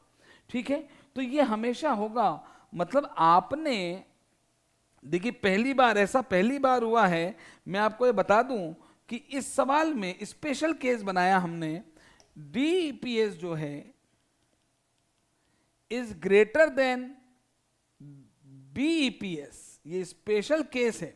यस, आप इसको एंटी डाइल्यूटिव नहीं मानेंगे, ये डाइल्यूटिव ही है। क्यों? क्योंकि हमने असेसमेंट कब किया, कंप्यूटेशन अलग पार्ट है, असेसमेंट अलग पार्ट है। ये आपको सोच समझना पड़ेगा और अब अपने दिमाग में फिट करना पड़ेगा कि जब जब जब जब जब जब जब जब कंटिन्यूइंग डिसकंटिन्यूइंग ऑपरेशन अगर आपके बिजनेस में है, तो ऑब्वियसली सीओ का ईपीएस अलग डिस्क्लोज होता है, डीओ का अलग होता है, टोटल वाला अलग से होता है, चाहे वो बीईपीएस हो चाहे डीईपीएस हो। पहली बात। दूसरी बात, अगर सवाल में सीओ और डीओ दोनों की इंफॉर्मेशन अलग अलग है, तो असेसमेंट हमेशा भाई अलग अलग नहीं है तो फिर टोटल ही दे रखा होगा, फिर बात खत्म हो जाएगी, फिर वो यहां बात नहीं लगेगी। सीओ और डीओ की इंफॉर्मेशन अगर अलग अलग है तो असेसमेंट हमेशा, असेसमेंट का मतलब है हम चेक कर रहे हैं, ये लो लिखवा दिया। असेसमेंट मतलब हम चेक करेंगे, अभी चेकिंग चल रही है। किस बात की चेकिंग कर रहे हो सर? कि ये जो पॉस है, ये जो पॉस है पोटेंशियल ऑर्डिनरी शेयर, ये डाइल्यूटिव नेचर का है, एंटी डाइल्यूटिव नेचर का है। ठीक है, तो चेकिंग करी हमने कि भाई कन्वर्जन के पहले तो 10 रुपए का ईपीएस था, कन्वर्जन के बाद 6.67 का ईपीएस है। तो इसमें मेरे को केवल कंटिन्यूइंग ऑपरेशन लेना है। कंटिन्यूइंग असेसमेंट करते वक्त केवल कंटिन्यूइंग ऑपरेशन पे लेते हैं।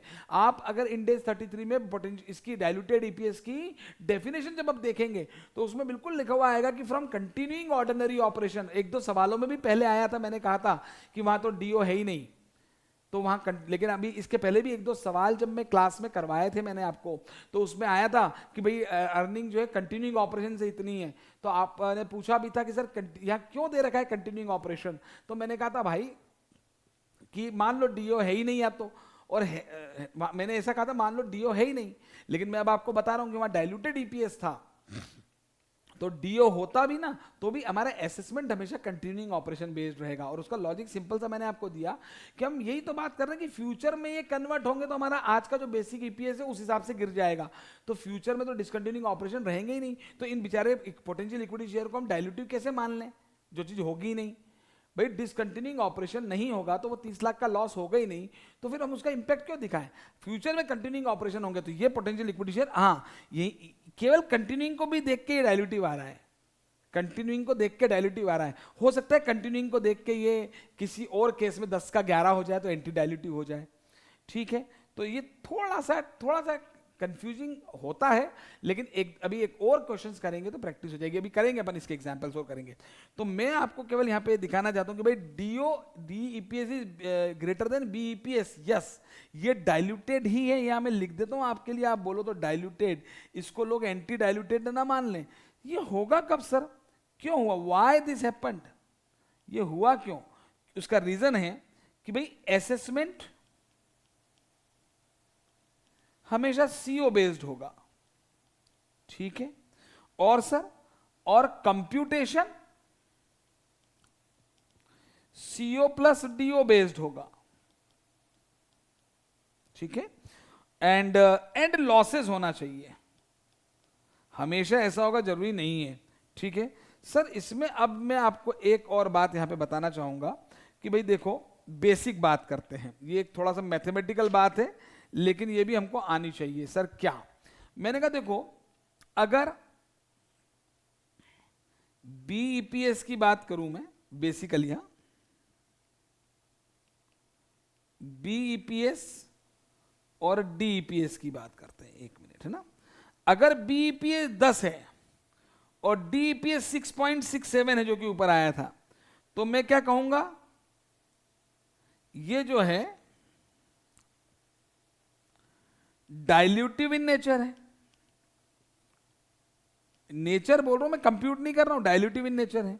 लेकिन यहां पर अगर ये -10 है और ये -6.67 है, तो basic earning per share minus का 10 है, diluted earning per share minus का 6.67 है, तो फिर हम इसको एंटी डाइल्यूटिव मानेंगे। जब कंप्यूटेशन होगी तो टोटल ईपीएस निकलेगा, वो ओवरऑल सीओडीओ बेस निकलेगा, लेकिन असेसमेंट तो ऐसे ही होगा। और इसका अगर उल्टा ले लूं कि ये 6.67 से 10 हो गया, तो अगेन ये एंटी डाइल्यूटिव है। और अगर ये 6.67 नेगेटिव से 10 का नेगेटिव हो गया, ठीक है, तो फिर ये डाइल्यूटिव है, ठीक है। -10 तो -6 से छोटा ही है ना।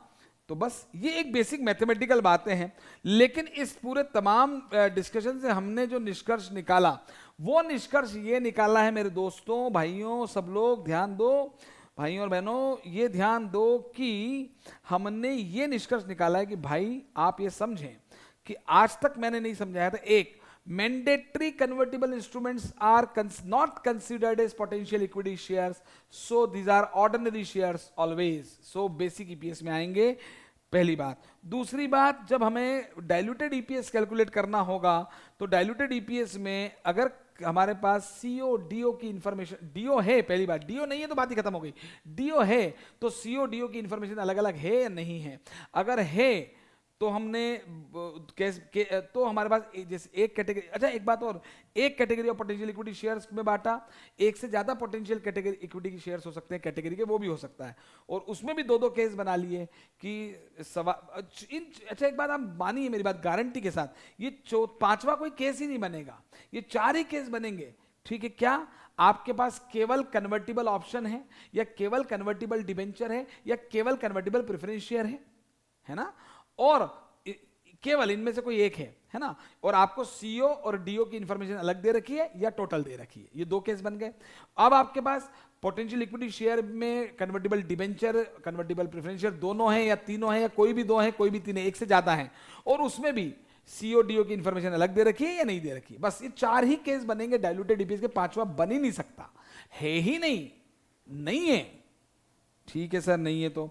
और मैंने ये आपको जो पहला केस बताया, ये सिचुएशन 1 पे मैंने आपको पहला केस बता दिया, सिचुएशन 1 हो गई, है ना। अच्छा एक बात और, सिचुएशन 1 के साथ साथ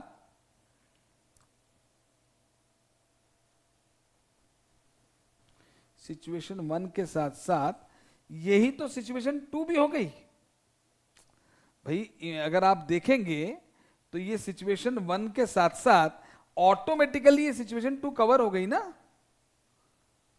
ये सिचुएशन 2 ही तो है। क्या है सिचुएशन 2?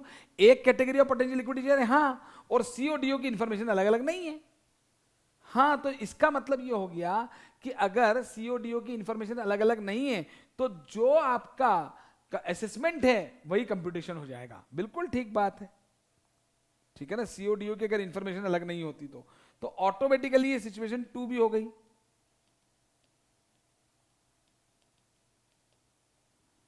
सिचुएशन 2 हो गई, कवर्ड है भाई। एक category of potential equity share, CODO की इंफॉर्मेशन नहीं कर देना फिर तो सवाल। ये कोई सीओडीओ नहीं भैया, ये हो गया, देखो सीओडीओ नहीं है ना, ये रहा, बस 10 लाख की इंफॉर्मेशन है, तो 10 लाख डिवाइड बाय 2 लाख और 10 लाख डिवाइडेड बाय 3 लाख, खत्म हो गई बात, आ गया। हाँ, ऑटोमेटिकली सिचुएशन 2 कवर हो गई। अब हमने सिचुएशन 3 और 4 की बात करना है। इसमें मैं अगर आपको याद दिलाऊं, देखिए, हाँ, ये सिचुएशन 4 भी हम ऑलरेडी कर चुके हैं। आप देखें, सिचुएशन 4 हम ऑलरेडी क्लास में पहले कर चुके हैं। कैसे? सीओडीओ, आप खुद बताइए क्लास में जितने भी लोग हैं, ऑनलाइन वाले भी बताएं मुझे, सभी लोग क्या सिचुएशन फोर हम नहीं कर चुके? क्या मैंने आपको ऐसे सवाल करवाए जिसमें convertible debenture, convertible preference share, convertible option सब थे? चलो जवाब दो, हाँ या ना। Yes sir. करवाएं। और उसमें मैंने आपको पटेज दिया था profit attributable to equity share holder, मैंने उसमें नहीं लिखवाया था कि सीओ है या डीओ है, नहीं लिखवाया था ना? ठीक है। यस। हाँ, तो इसका मतलब सिचुएशन फोर ऑलरेडी हो गई है, मतलब 1 हो गई, 2 हो गई, 4 हो गई, मतलब 1 2 का 4 और 4 2 का 1। माय नेम इज लखन, ये हो चुका है। ठीक है ना? तो सिचुएशन 4 हो चुकी है। सिचुएशन 4 ऑलरेडी डिस्कस्ड, इसके सवाल ऑलरेडी हो चुके हैं। तो सिचुएशन 3 के सवाल हमें बनाने पड़ेंगे, पढ़ाने चाहिए। मैं आपको एक बात और बताऊं कि वाकई में अच्छी अच्छी किताबें छान मारो, इवन अपने स्टडी मटेरियल में भी इस सिचुएशन 3 का तो कोई क्वेश्चन है नहीं। ठीक है, चलिए अब जैसे मैं आपको याद दिला दूं कि हमने जो थियोरेटिकल पॉइंट्स लिखे थे, ये देखिए। ओहो, ये फिर हैंग हो गया क्या?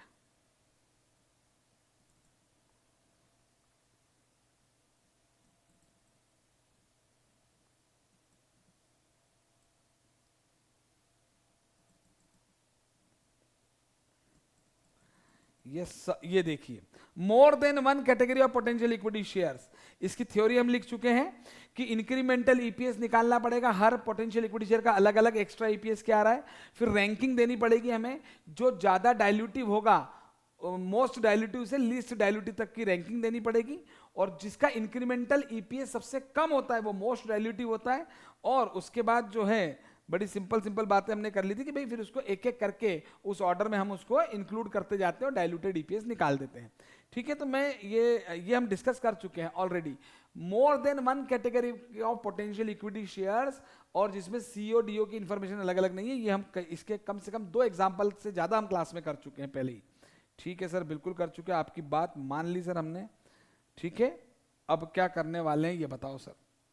हाँ, अब क्या करने वाले हैं, अब अपने आईसीआई का एक सवाल लेना चाहता हूं मैं,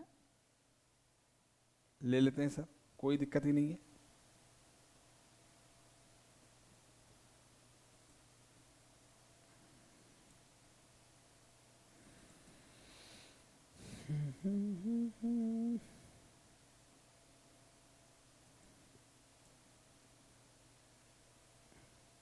तो अभी आप इस बात को दिमाग में रखें कि भाई साहब हमेशा डाइल्यूटेड ईपीएस जो है वो बेसिक ईपीएस से कम नहीं होता है, वो बेसिक ईपीएस से बड़ा भी हो सकता है।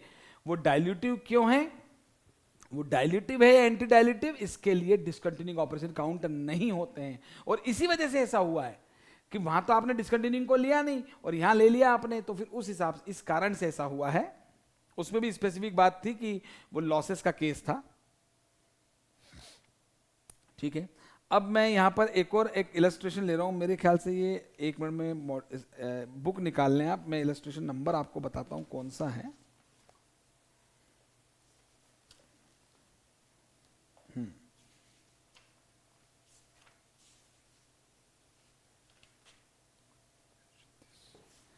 ये है इलस्ट्रेशन 13 है, इलस्ट्रेशन 13 निकाल लें, अपनी जेंडुका की बुक में भी है और खैर आईसीआई में भी मिलेगा आपको। हाँ, ठीक है,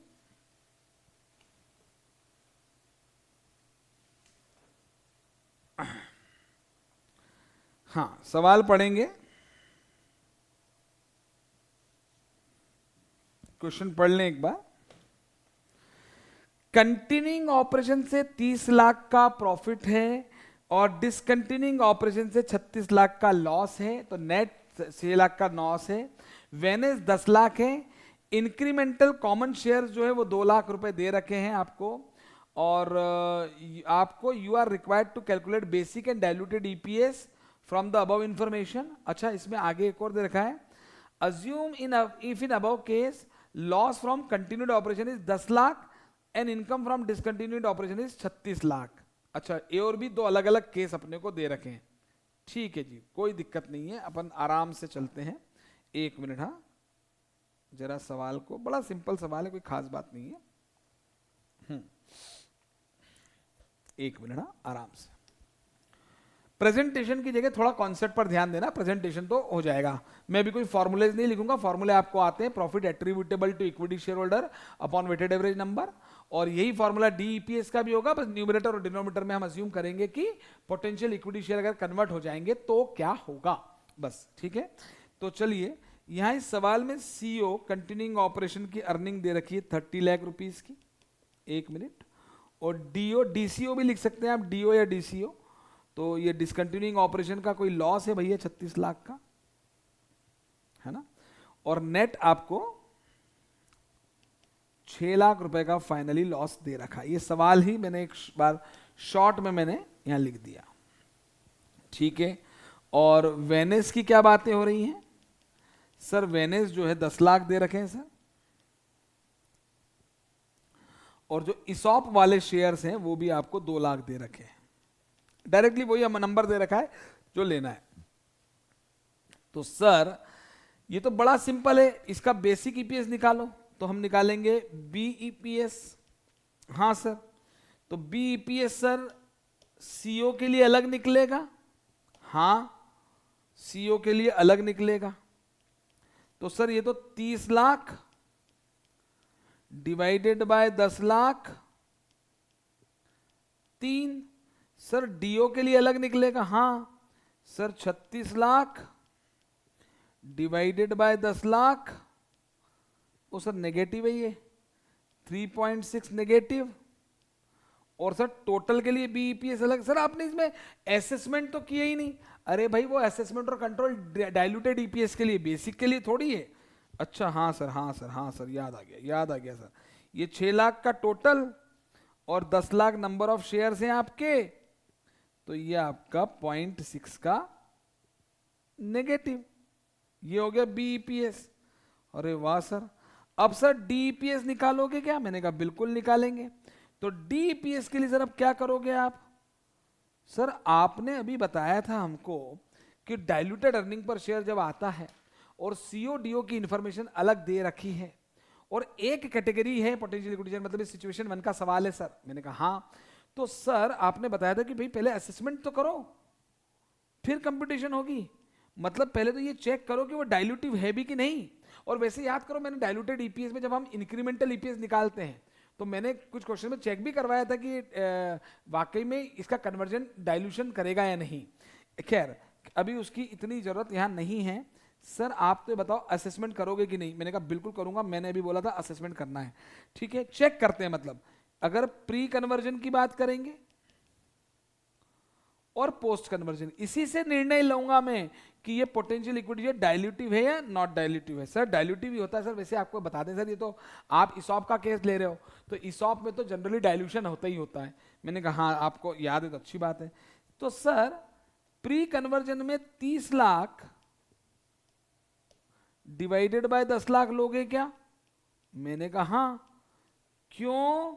ये सिर्फ सीओ बेस्ड होगा। अरे हाँ sir, CO based assessment, oh my God. तो सीओ का तो 30 लाख था सर, है ना, डीओ लेना ही नहीं है। हाँ सर, और यहां पर 30 लाख पोस्ट कन्वर्जन अर्निंग में तो कोई इफेक्ट आएगा नहीं। और यहां पर ये जी ये और ये 12 लाख। सर 12 कैसे हो गए? अरे वो शेयर बढ़ जाएंगे ना 2 लाख। और गजब सर माहौल बन गया। ये तो माहौल बना, माहौल माहौल माहौल।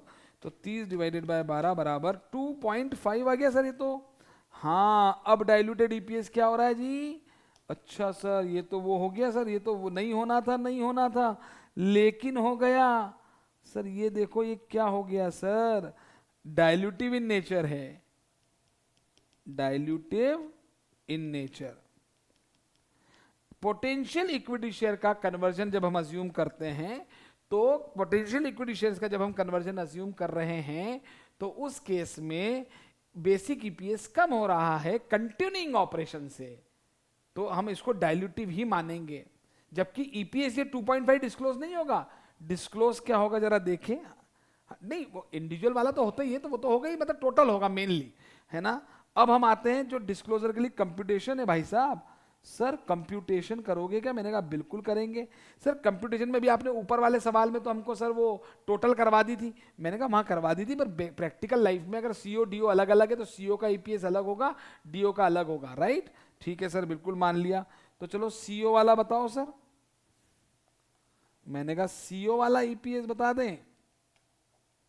सीओ वाला सर, सीओ वाला कंप्यूटेशन डीईपीएस की चल रही है। हाँ सर, सीओ का प्रॉफिट था 30 लाख का, और यहां पे सर आएगा 12 लाख सर। अरे डाइल्यूटेड अर्निंग पर शेयर में पोटेंशियल इक्विटी शेयर्स का कन्वर्जन अज्यूम कर लिया सर, तो ये तो वही आ गया 2.5। हाँ बिल्कुल है ना। अब डीओ वाला अलग आएगा, बिल्कुल आएगा सर, वो आएगा 36 लाख नेगेटिव, और sir divided by 12 lakh. Sir ये तो -3 आ गया सर, बिल्कुल आ गया। और अब एक टोटल वाला निकालेंगे, जो कि मैंने पिछले एग्जाम्पल करवाया था। टोटल वाले से मैं अभी आपको चेकिंग करके दिखा दूंगा कि ये टोटल वाला आएगा 6 lakh negative divided by 12 lakh, तो ये आ गया 0.5 का माइनस में। ठीक है, हाँ। और अब बेसिक ईपीएस जो है ये वाला, टोटल से टोटल कंपेयर कर रहा हूं। हाँ ये देखो, मैं जरा लाइनें बना दूं पहले। यहाँ ये 0.6,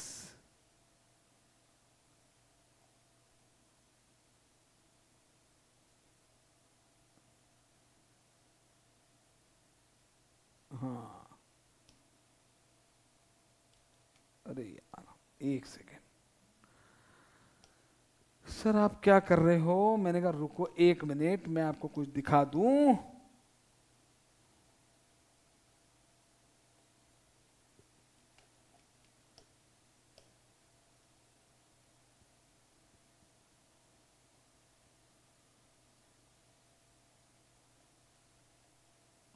ये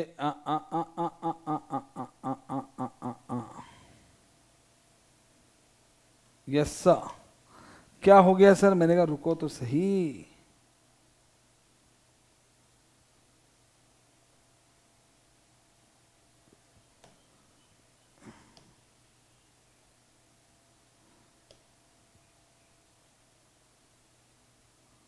ये देखो, जो टोटल वाला बेसिक ईपीएस था 0.6 था नेगेटिव, यस।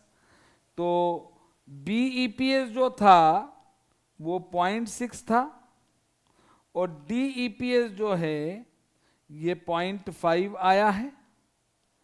ठीक है, तो डीईपीएस इज ग्रेटर देन बीईपीएस। मतलब मैं ये कह रहा हूं कि पोटेंशियल इक्विटी शेयर्स जो हैं वो डाइल्यूटिव नेचर के हैं। वो सिर्फ मैं कंटिन्यूइंग ऑपरेशन को ध्यान में रखते हुए ही करूंगा, मैं डिसकंटिन्यूइंग ऑपरेशन के लिए वो बात यूज नहीं करूंगा।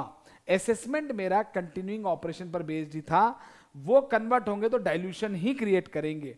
ठीक है, वो तो टोटल में अभी फिलहाल वो ग्रेटर आ गया है, पर ये पोटेंशियल एक्चुअली डाइल्यूटेड ईपीएस ये जरूर बताता है कि हमारा बेसिक ईपीएस गिरेगा, लेकिन साथ में वो ये बताता है कि भाई ये जो कांड हमने कर रखा है ऑलरेडी, ये जो हमने नए इंस्ट्रूमेंट इशू कर रखे हैं, ये ईपीएस को गलाने का काम कर रहे हैं।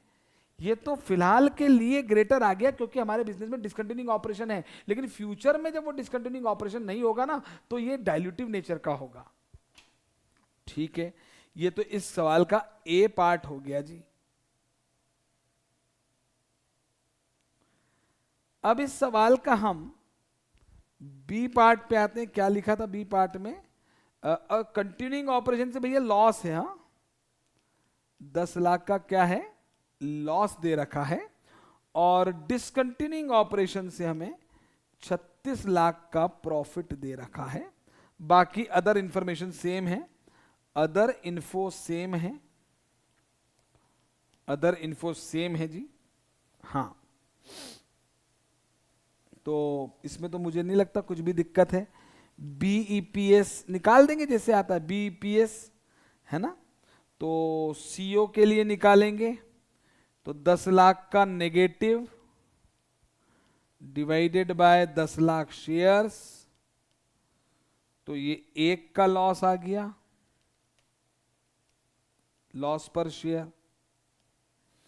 फिर डीओ के लिए निकालेंगे डिसकंटिन्यूइंग ऑपरेशन 36 लाख का profit divided by basic EPS है ना, पोटेंशियल इक्विटी शेयर कंसिडर ही नहीं करना, तो ये 3.6 आ गया।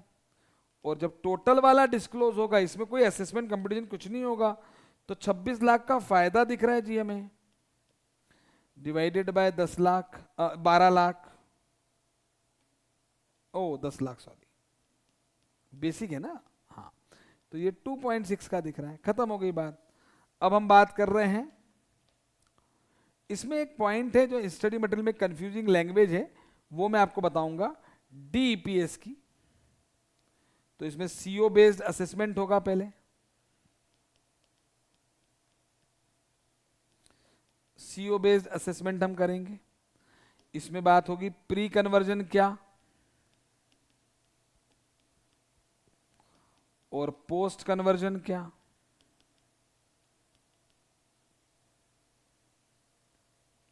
ठीक है, प्री कन्वर्जन सीओ बेस्ड है तो 10 लाख का लॉस है और 10 लाख की अर्निंग्स है, पटेश वेनेस है, 10 लाख ही वेनेस है।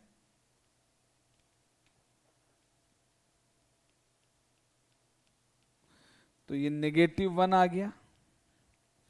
पोस्ट कन्वर्जन में भी 10 लाख है और कन्वर्जन के बाद अगर हम बात करेंगे तो ये 12 लाख हो जाएंगे। तो 10 डिवाइडेड बाय 12 -0.833 आएगा, नेगेटिव है। और अब बताइए फटाफट से, पहले डायल्यूटिव है या एंटी डायल्यूटिव नेचर? Anti dilutive. हाँ जी, एंटी डाइल्यूटिव। हाँ ठीक है। हमारा बेसिक ईपीएस जो है वो -1 है, -1 से -8.83 माइनस का हो जाएगा, तो 0.83 ग्रेटर है, तो फिर ये एंटी डाइल्यूटिव इन नेचर है। अब हम क्लियर कट ये कह देंगे anti dilutive in nature, clear cut हम ये कहेंगे कि हमारे जो बिजनेस में पोटेंशियल इक्विटी शेयर्स हैं वो potential equity share anti dilutive in nature हैं। Yes, these are anti dilutive in nature.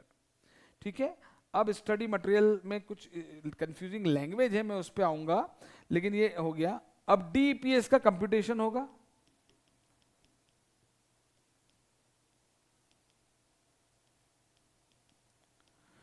डीईपीएस का कंप्यूटेशन हम करने वाले हैं यहां पर। हाँ जी, एक सेकेंड, एक सेकेंड। अब डीईपीएस का कंप्यूटेशन करेंगे। कंप्यूटेशन ऑब्वियस सी बात है कि भाई स्टडी मेट में, पहले तो मैं बता दूंगा कि आपको स्टडी मटेरियल में टोटल जो है ना वो टोटल में दे रखा है, सीओ डीओ का नहीं दे रखा है। तो यहाँ पे टोटल के लिए 10 लाख डिवाइडेड बाय 36 लाख, एक सेकंड यार। तो अब देखें ये एंटी डाइल्यूटिव इन नेचर है। अब इसके लिए अब आगे हम बढ़ते हैं, पहले कि एंटी डाइल्यूटिव इन नेचर आ गया तो देखिए असेसमेंट हमारा सीओ बेस्ड होगा। कंप्यूटेशन हमको करनी है डीईपीएस की, कंप्यूटेशन ऑफ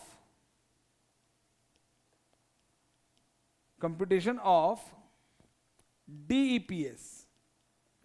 ऑब्वियसली सीओ का अलग निकलेगा, डीओ का अलग निकलेगा, लेकिन जो टोटल निकलेगा तो वो obviously CO and DO based दोनों होगा। ठीक है, अब इस पर इंडेक्स क्या कहता है वो जरा ध्यान से पहले लिखेंगे, फिर उसको समझने की कोशिश करेंगे कि इंडेक्स क्या रहा है। देखिए क्या है, ये स्पेशल पॉइंट है। In case of loss from continuing operations, अरे हाँ सर, इस सवाल में तो कंटिन्यूइंग ऑपरेशंस में लॉस है। बेचारा जो प्रॉफिट दे रहा है उसको तो डिसकंटिन्यू कर रहे हैं हम, और जो लॉस वाला उसको कंटिन्यू कर रहे हैं इस सवाल में। हाँ, जबकि हमने जो इसके पहले केस देखा था कि भाई बी बेसिक ईपीएस जो है उससे डाइल्यूटेड ईपीएस बड़ा भी आ सकता है, वो लॉस फ्रॉम डीसीओ था, है ना। तो in case of loss from continuing operations लिखें, ये बड़ी इंपॉर्टेंट लाइन है, इसको याद भी करना पड़ेगा आपको। द पोटेंशियल, और लॉजिकल भी है, the potential equity potential shares are excluded since including those shares would result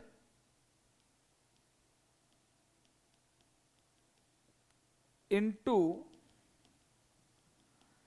anti dilution. उसको हम जब ने कन्वर्जन ऊपर हमने देखा तो वो तो एंटी डाइल्यूटिव इफेक्ट डाल रहे हैं।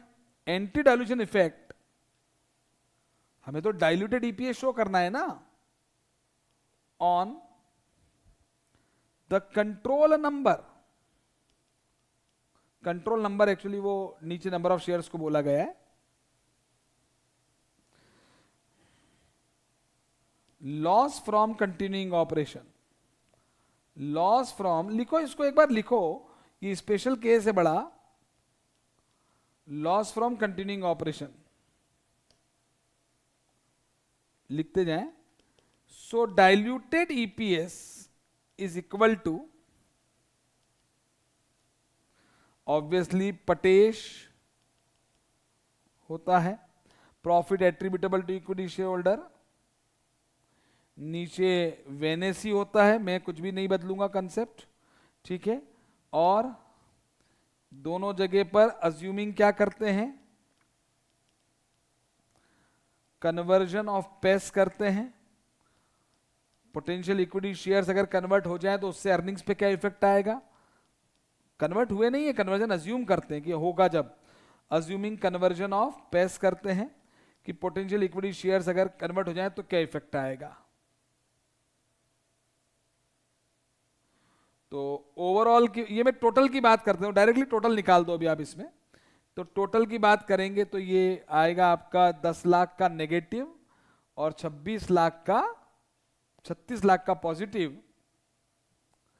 तो 10 लाख नेगेटिव प्लस 36 लाख का पॉजिटिव, पर इस ऑफ है तो अर्निंग्स पे तो कोई इंपैक्ट आएगा नहीं, और डिवाइडेड बाय नंबर में जो हम 12 लाख ले रहे हैं वो 10 लाख ही लेने हैं। पहले तो इसको आप याद भी कर लें, मैंने इसका बेसिक लॉजिक आपको बताया है कि ये है, और ये डाइल्यूटेड ईपीएस जो आपका कितना आया,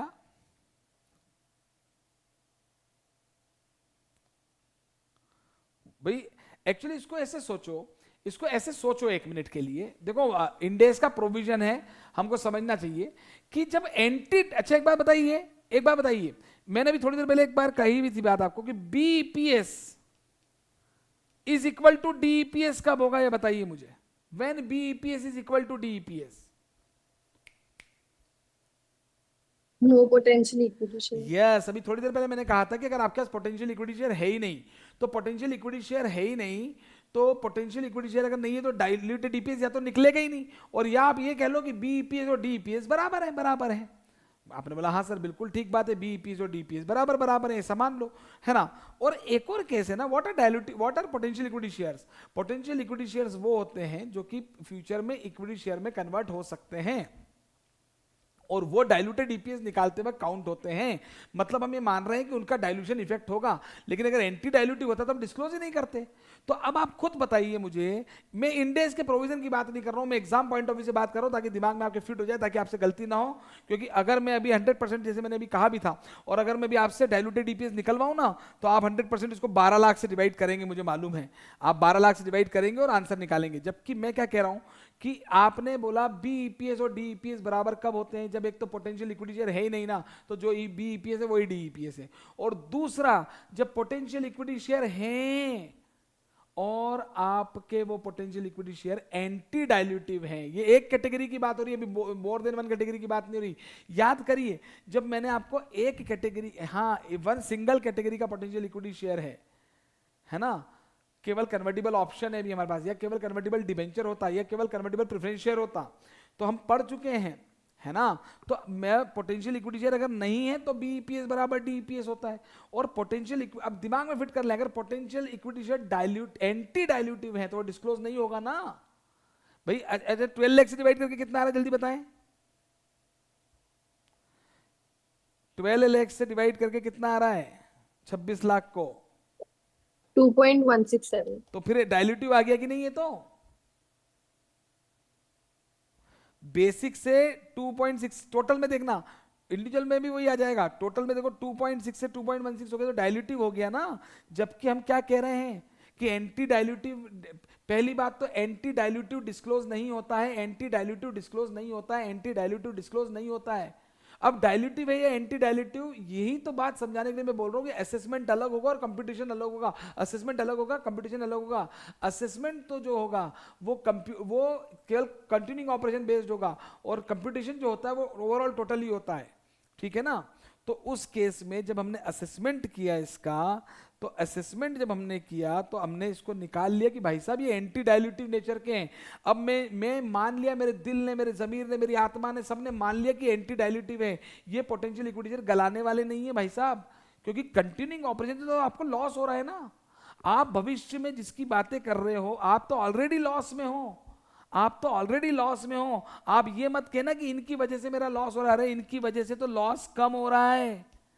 अर्निंग पर शेयर बढ़े तो anti dilutive, earning per share घटे तो डाइल्यूटिव, लॉस पर शेयर घटे तो एंटी डाइल्यूटिव, लॉस पर शेयर बढ़े तो फिर डाइल्यूटिव, है कि नहीं।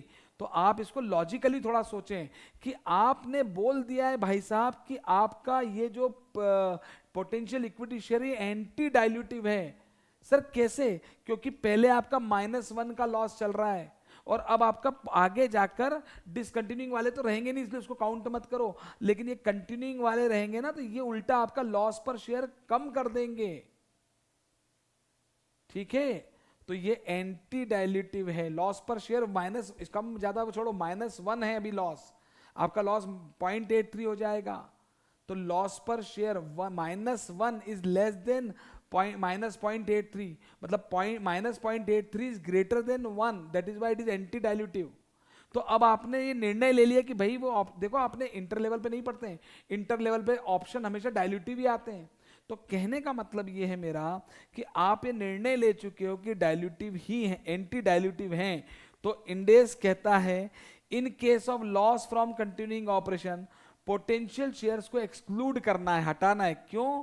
क्योंकि अगर उसको मैं इंक्लूड करूंगा, क्योंकि अभी ऊपर जब इंक्लूडिंग हम कर रहे थे उसको, दो share would result in anti dilution effect on control number, ये हमने देख लिया, इंक्लूड करने पर एंटी डाइल्यूटिव हो रहा है।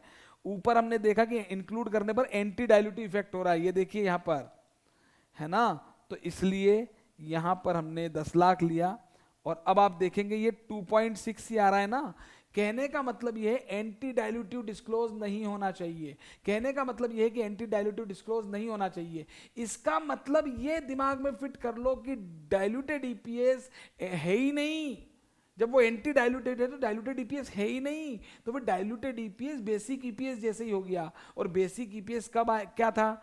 2.6 था ना। इसको ऐसे याद भी कर सकते हैं, बेसिक ईपीएस 2.6 था और डाइल्यूटेड ईपीएस भी 2.6 ही आना चाहिए, क्योंकि ये तो एंटी डाइल्यूटिव है। तो इसलिए 2.6 कैसे आएगा जब मैं 10 लाख से डिवाइड करूंगा? अगर 12 लाख से डिवाइड करूंगा तो नहीं आएगा इस, ठीक है। और इसलिए अब एक और लाइन लिखें, डाइल्यूटिव, ये मैं लिखवा इसलिए रहा हूं क्योंकि एग्जाम में लिख के आनी है।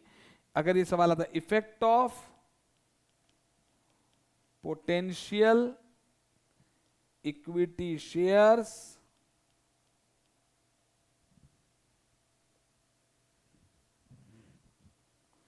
Dilutive effect of potential equity shares on EPS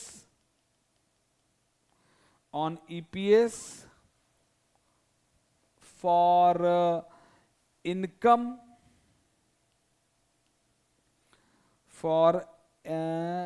income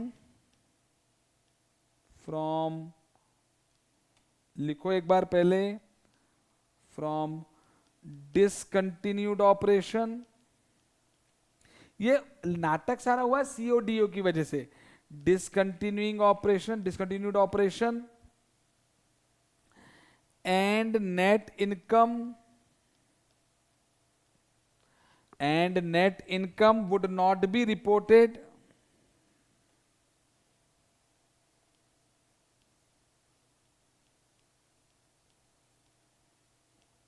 मैं बिल्कुल ये इंडेक्स की लैंग्वेज छापूंगा यहां पर, because of loss from continuing operation.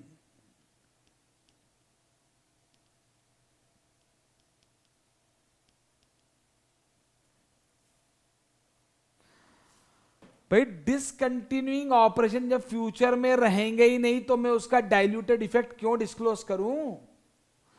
Discontinuing operation जब फ्यूचर में रहेंगे, एक्चुअली इस सवाल में इस केस में पर्टिकुलरली है ना, ये जो अगर डाइल्यूशन आ रहा है ना तो वो आ रहा है डिसकंटिन्यूइंग ऑपरेशन की वजह से।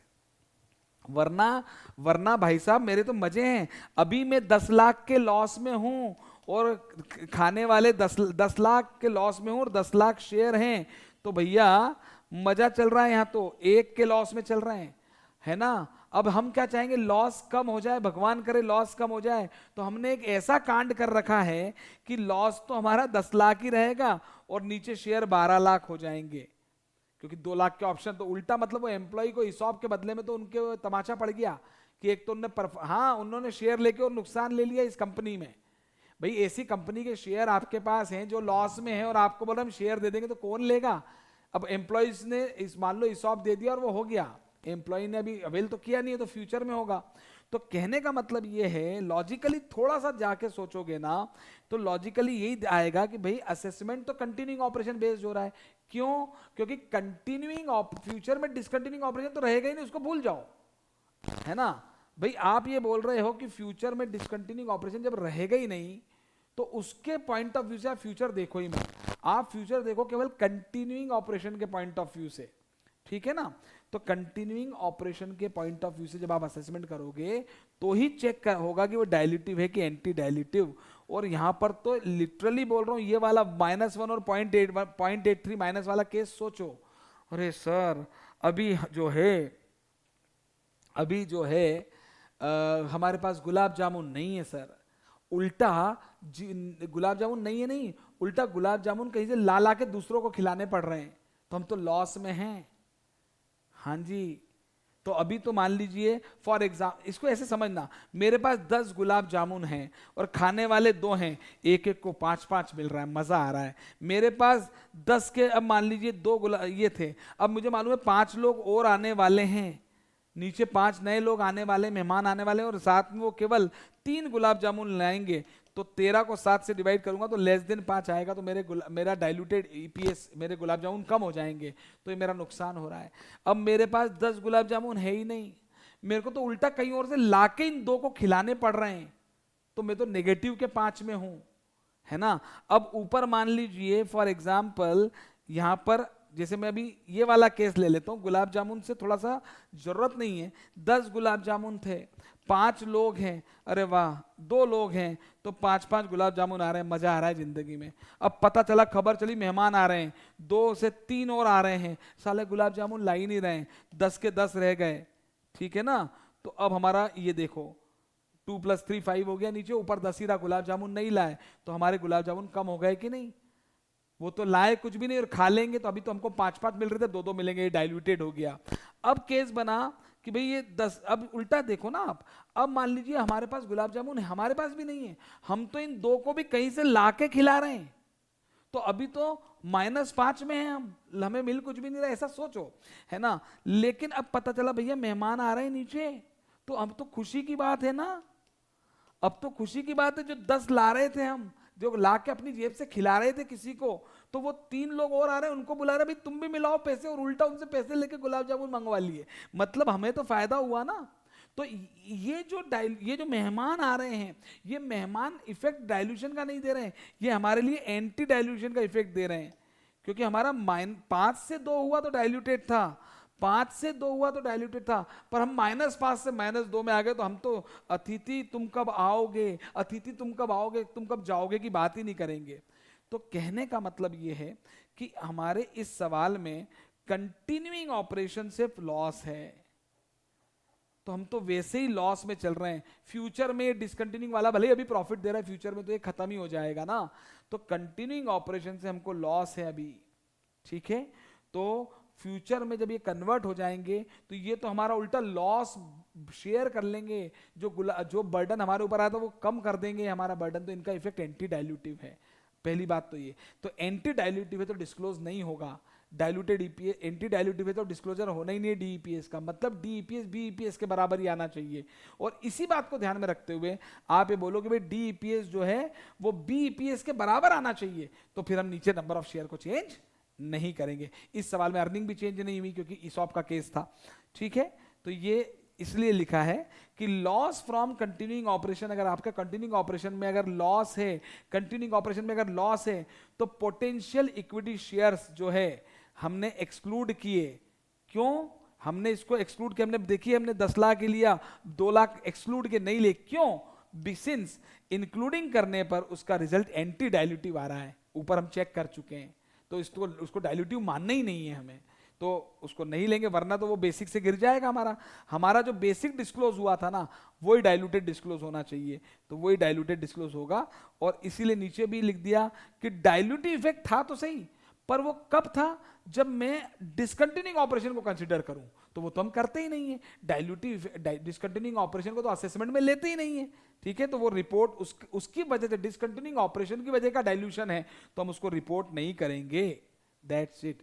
ये बात आपको दिमाग में रखनी है। मैं एक्सपेक्ट करता हूं कि ये बात आपको क्लियर हुई होगी। और एग्जाम पॉइंट ऑफ व्यू से मैं बता दूं आपको कि जब भी लॉस फ्रॉम कंटिन्यूइंग ऑपरेशंस हैं और प्रॉफिट फ्रॉम डिसकंटिन्यूइंग ऑपरेशन है, उस केस में आपको डाइल्यूटेड ईपीएस निकालते वक्त नीचे डिनोमिनेटर में पोटेंशियल इक्विटी शेयर को काउंट नहीं करना है, और वो लॉजिकली भी क्लियर हो जाता है। एक बार यहां पर फिर एक बात कहूंगा कि ये जो इंडेक्स की लैंग्वेज है मैंने क्वेश्चन के लिए लिखवाई है, पर इसका लॉजिक समझ में आना चाहिए कि भाई साहब वो एंटी डाइल्यूटिव है तो बात खत्म। एंटी डाइल्यूटिव है तो 2.6 बेसिक ईपीएस आया था, डाइल्यूटिव भी 2.6 आना चाहिए, बात खत्म। बात खत्म तो 10 लाख ही लेना है, बात खत्म। कितना ईजी है। हाँ सर, ये तो है सर, ठीक है।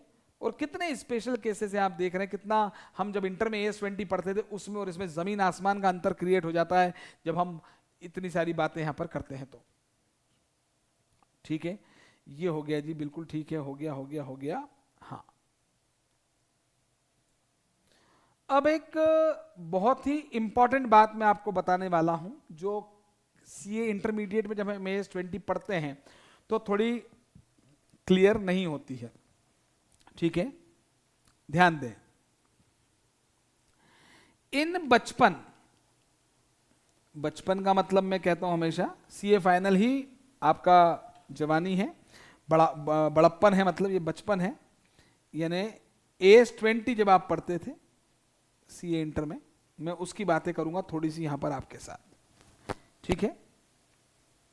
इसमें जैसे मान लीजिए मैं फिगर्स अज्यूम कर रहा हूं, मैं फिगर्स को अज्यूम कर रहा हूं, ठीक है सर, करो आप। बचपन में क्या होता था कि जैसे बेसिक अर्निंग पर शेयर जब हम निकालते थे ना, बीईपीएस जब हम निकालते हैं, तो बेसिक अर्निंग पर शेयर निकाली, जैसे मान लीजिए फॉर एग्जांपल हमने बीईपीएस कैलकुलेट किया, उसमें profit attributable to equity share holder है 10 लाख, फिगर्स अज्यूम कर रहा हूं मैं, हाँ सर, और वेनेस जो है वेटेड एवरेज नंबर 1 लाख है, तो ये आ गया 10, कोई दिक्कत ही नहीं है sir.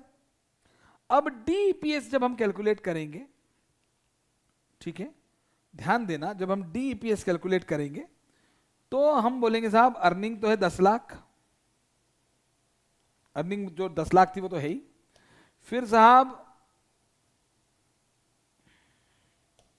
Number of share 1 lakh तो थे ही, है ना। अब मान लो, अज्यूम कर रहा हूं मैं, कन्वर्टिबल डिबेंचर थे, डिबेंचर पे इंटरेस्ट 12,000 था जो नहीं देना पड़ेगा फ्यूचर में, ये है। मान लो उसका टैक्स इफेक्ट 1,000 आ रहा है, अज्यूम कर रहा हूं टैक्स इफेक्ट, आप लिखते चलो लग रहा हो तो, और प्रेफरेंस डिविडेंड भी थे मान लो, तो ये 3,000, या चलो छोड़ो इसको, एक ही कैटेगरी 11,000 नेट ऑफ टैक्स ले लेते हैं ना, assume CD, assume convertible debenture, है ना। तो हमने क्या बात करी भाई, नेट ऑफ टैक्स एंड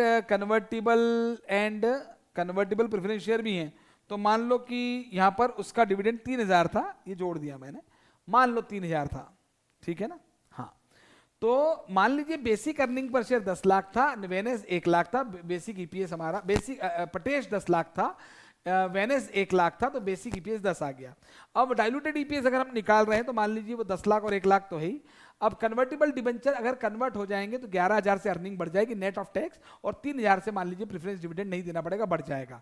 नीचे नंबर ऑफ शेयर्स बढ़ जाएंगे, मैं अज्यूम कर रहा हूं जो कन्वर्जन जो भी नंबर थे, मान लो इससे 25,000 शेयर बढ़ जाएंगे और इससे मान लो 40,000 शेयर बढ़ जाएंगे, ये मैंने अज्यूम कर लिए सारा। तो फिर 11 लाख 10 लाख 11,000 10 लाख 14,000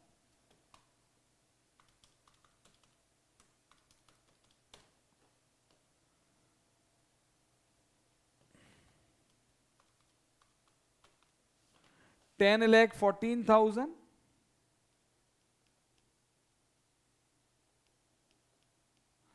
डिवाइडेड बाय 1,65,000, ये अगर 6.14, हाँ डाइल्यूटेड हो गया है। कोई सीओडीओ नहीं है, अभी मैं सिंपल बातें कर रहा हूं।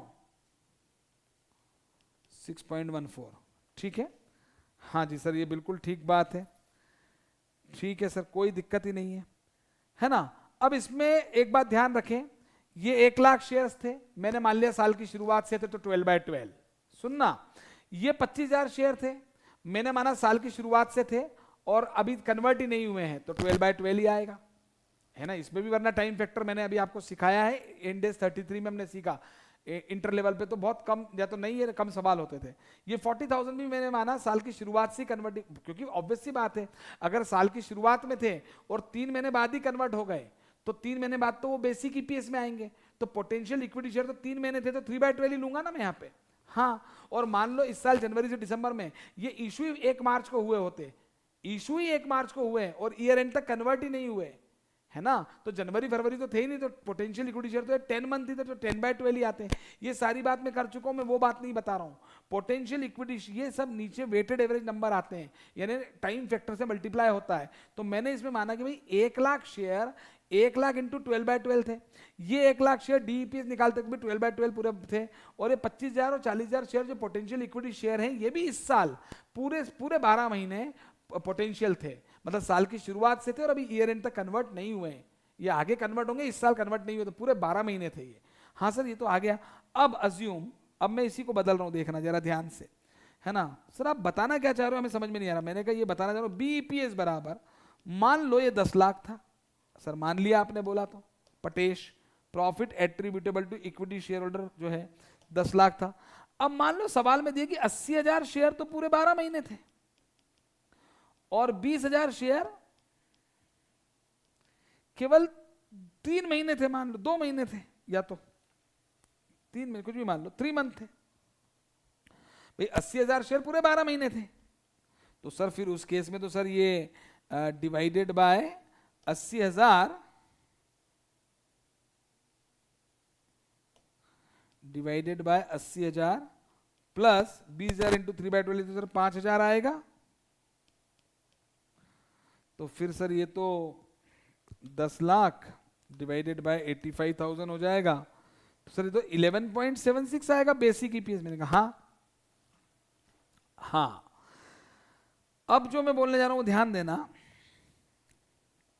डीईपीएस 10 लाख, मैं वही फिगर अज्यूम कर लेता हूं कि कन्वर्टिबल डिबेंचर अगर कन्वर्ट हो गए तो नेट ऑफ टैक्स 11,000 से अर्निंग बढ़ जाएगी, preference convertible preference share convert हो गए तो डिविडेंड जो बढ़े के कारण अर्निंग 8,000 से बढ़ जाएगी 3,000 से, तो न्यूमरेटर वही ले लिया। डिवाइड सर आप कराना क्या चाह रहे हो, मैंने कहा बता रहा हूं ना, है ना। ये 40,000 शेयर और वो 25,000 शेयर तो वैसे ही कन्वर्टिबल डिबेंचर कन्वर्ट होंगे तो 40,000 शेयर आएंगे, कन्वर्टिबल प्रेफरेंस शेयर कन्वर्ट होंगे तो 25,000 शेयर आएंगे, है कन्वर्ट हो जाएंगे। और अभी मैंने मान लिया कि वो साल की शुरुआत से लेकर आखिरी तक कन्वर्ट, पूरे 12 महीने पोटेंशियल है वो, बिल्कुल, तो 12/12 ही है, इसलिए कोई टेंशन नहीं है यहां पर। आप कहें तो मैं ये ऊपर भी लिख देता हूं, देखिए ये यहां पर भी इंटू 12/12 मेरा अजम्पशन है, यहाँ पे 12/12 है, यहाँ पे 12/12 है। और मेरी बात सुनना, यहाँ पे दोनों में 25,000 40,000 में 12/12 हो, जरूरी नहीं है, जरूरी नहीं है।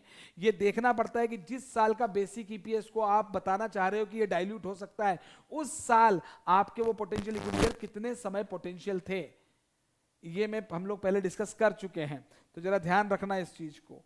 हाँ ठीक है सर, बिल्कुल ध्यान रखेंगे। अब ये हो गया। अब मैं जो बताने जा रहा हूं ध्यान से सुनना। आपने बचपन में जितने भी डाइल्यूटेड ईपीएस वाले सवाल किए, उसमें बेसिक ईपीएस निकालते वक्त जो वेनेस थे उसको एज इट इज ले लिया। मतलब यहां पर बेसिक ईपीएस निकालते वक्त 85,000 आया है। मेरी बात को ध्यान से सुनना, और आपको पिछला याद करना पड़ेगा कुछ इंटर लेवल पे, कि जैसे आपको बोला भाई 1,00,000 रुपए का पटेश है और 50,000 शेयर हैं, तो आपने बोला बेसिक ईपीएस 2। अब आपसे कहा डाइल्यूटेड निकालो, तो आपने यहां पर 1,00,000 और 50,000 ऐसे के ऐसे ले लिया, प्लस यहां पे जो जो होना था वो किया, प्लस यहां पे जो जो होना था वो किया। मैं पहले आपसे पूछता हूं, बताओ यस और नो, मैं ये बात सही बोल रहा हूं कि नहीं बोल रहा हूं, पहले ये बताओ, जल्दी बताओ।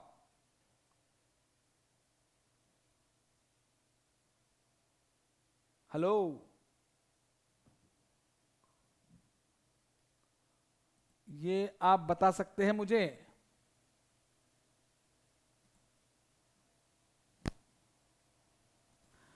इस बात को वापस ध्यान से सुने कि जब हम AS20 पढ़ते थे, तो जब हम बेसिक ईपीएस निकालते थे, मान लीजिए profit attributable to equity share holder 1,00,000 है, सुने ध्यान से, और वेनेस 50,000 है, तो बेसिक ईपीएस 2 आ गया। अब जब हम डाइल्यूटेड ईपीएस निकालेंगे, तो हम प्रॉफिट एट्रीब्यूटेबल 1,00,000 था, बेसिक ईपीएस वाले जो शेयर थे वो एज इट इज ले लिए। अब पोटेंशियल इक्विटी शेयर्स की वजह से जो भी कन्वर्जन हो रहा है, नीचे नंबर ऑफ शेयर्स बढ़ जाएंगे, ऊपर अर्निंग बढ़ना होगी तो बढ़ जाएगी, ऑप्शंस के केस में नहीं बढ़ेगी।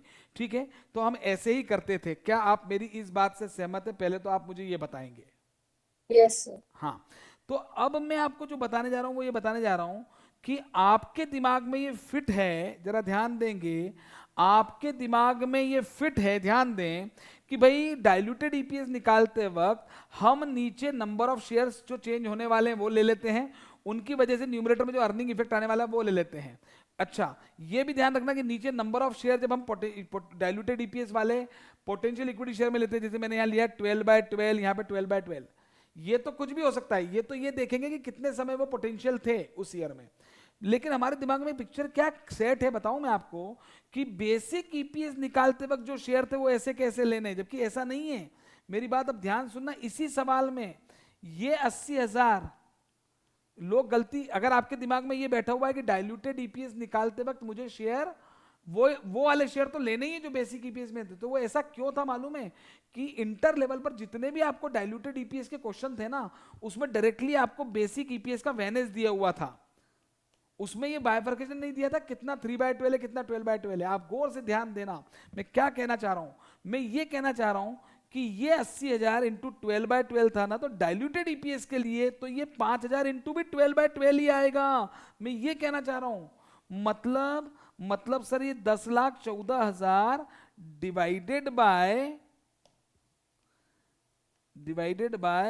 ये 85,000 नहीं, यहां पे तो 1,00,000 शेयर ही आएंगे, प्लस 40,000 प्लस 25,000।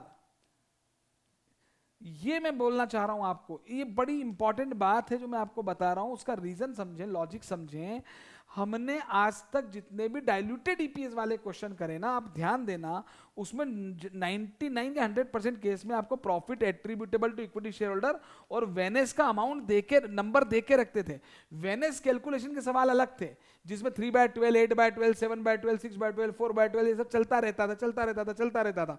लेकिन जब हम डाइल्यूटेड ईपीएस के सवाल करते थे, तो हमको फट से पटेश और वेनेस दिया होता था कि साहब ये तो 1,00,000 है और ये 50,000 है। अरे ये 50,000 आया कैसे?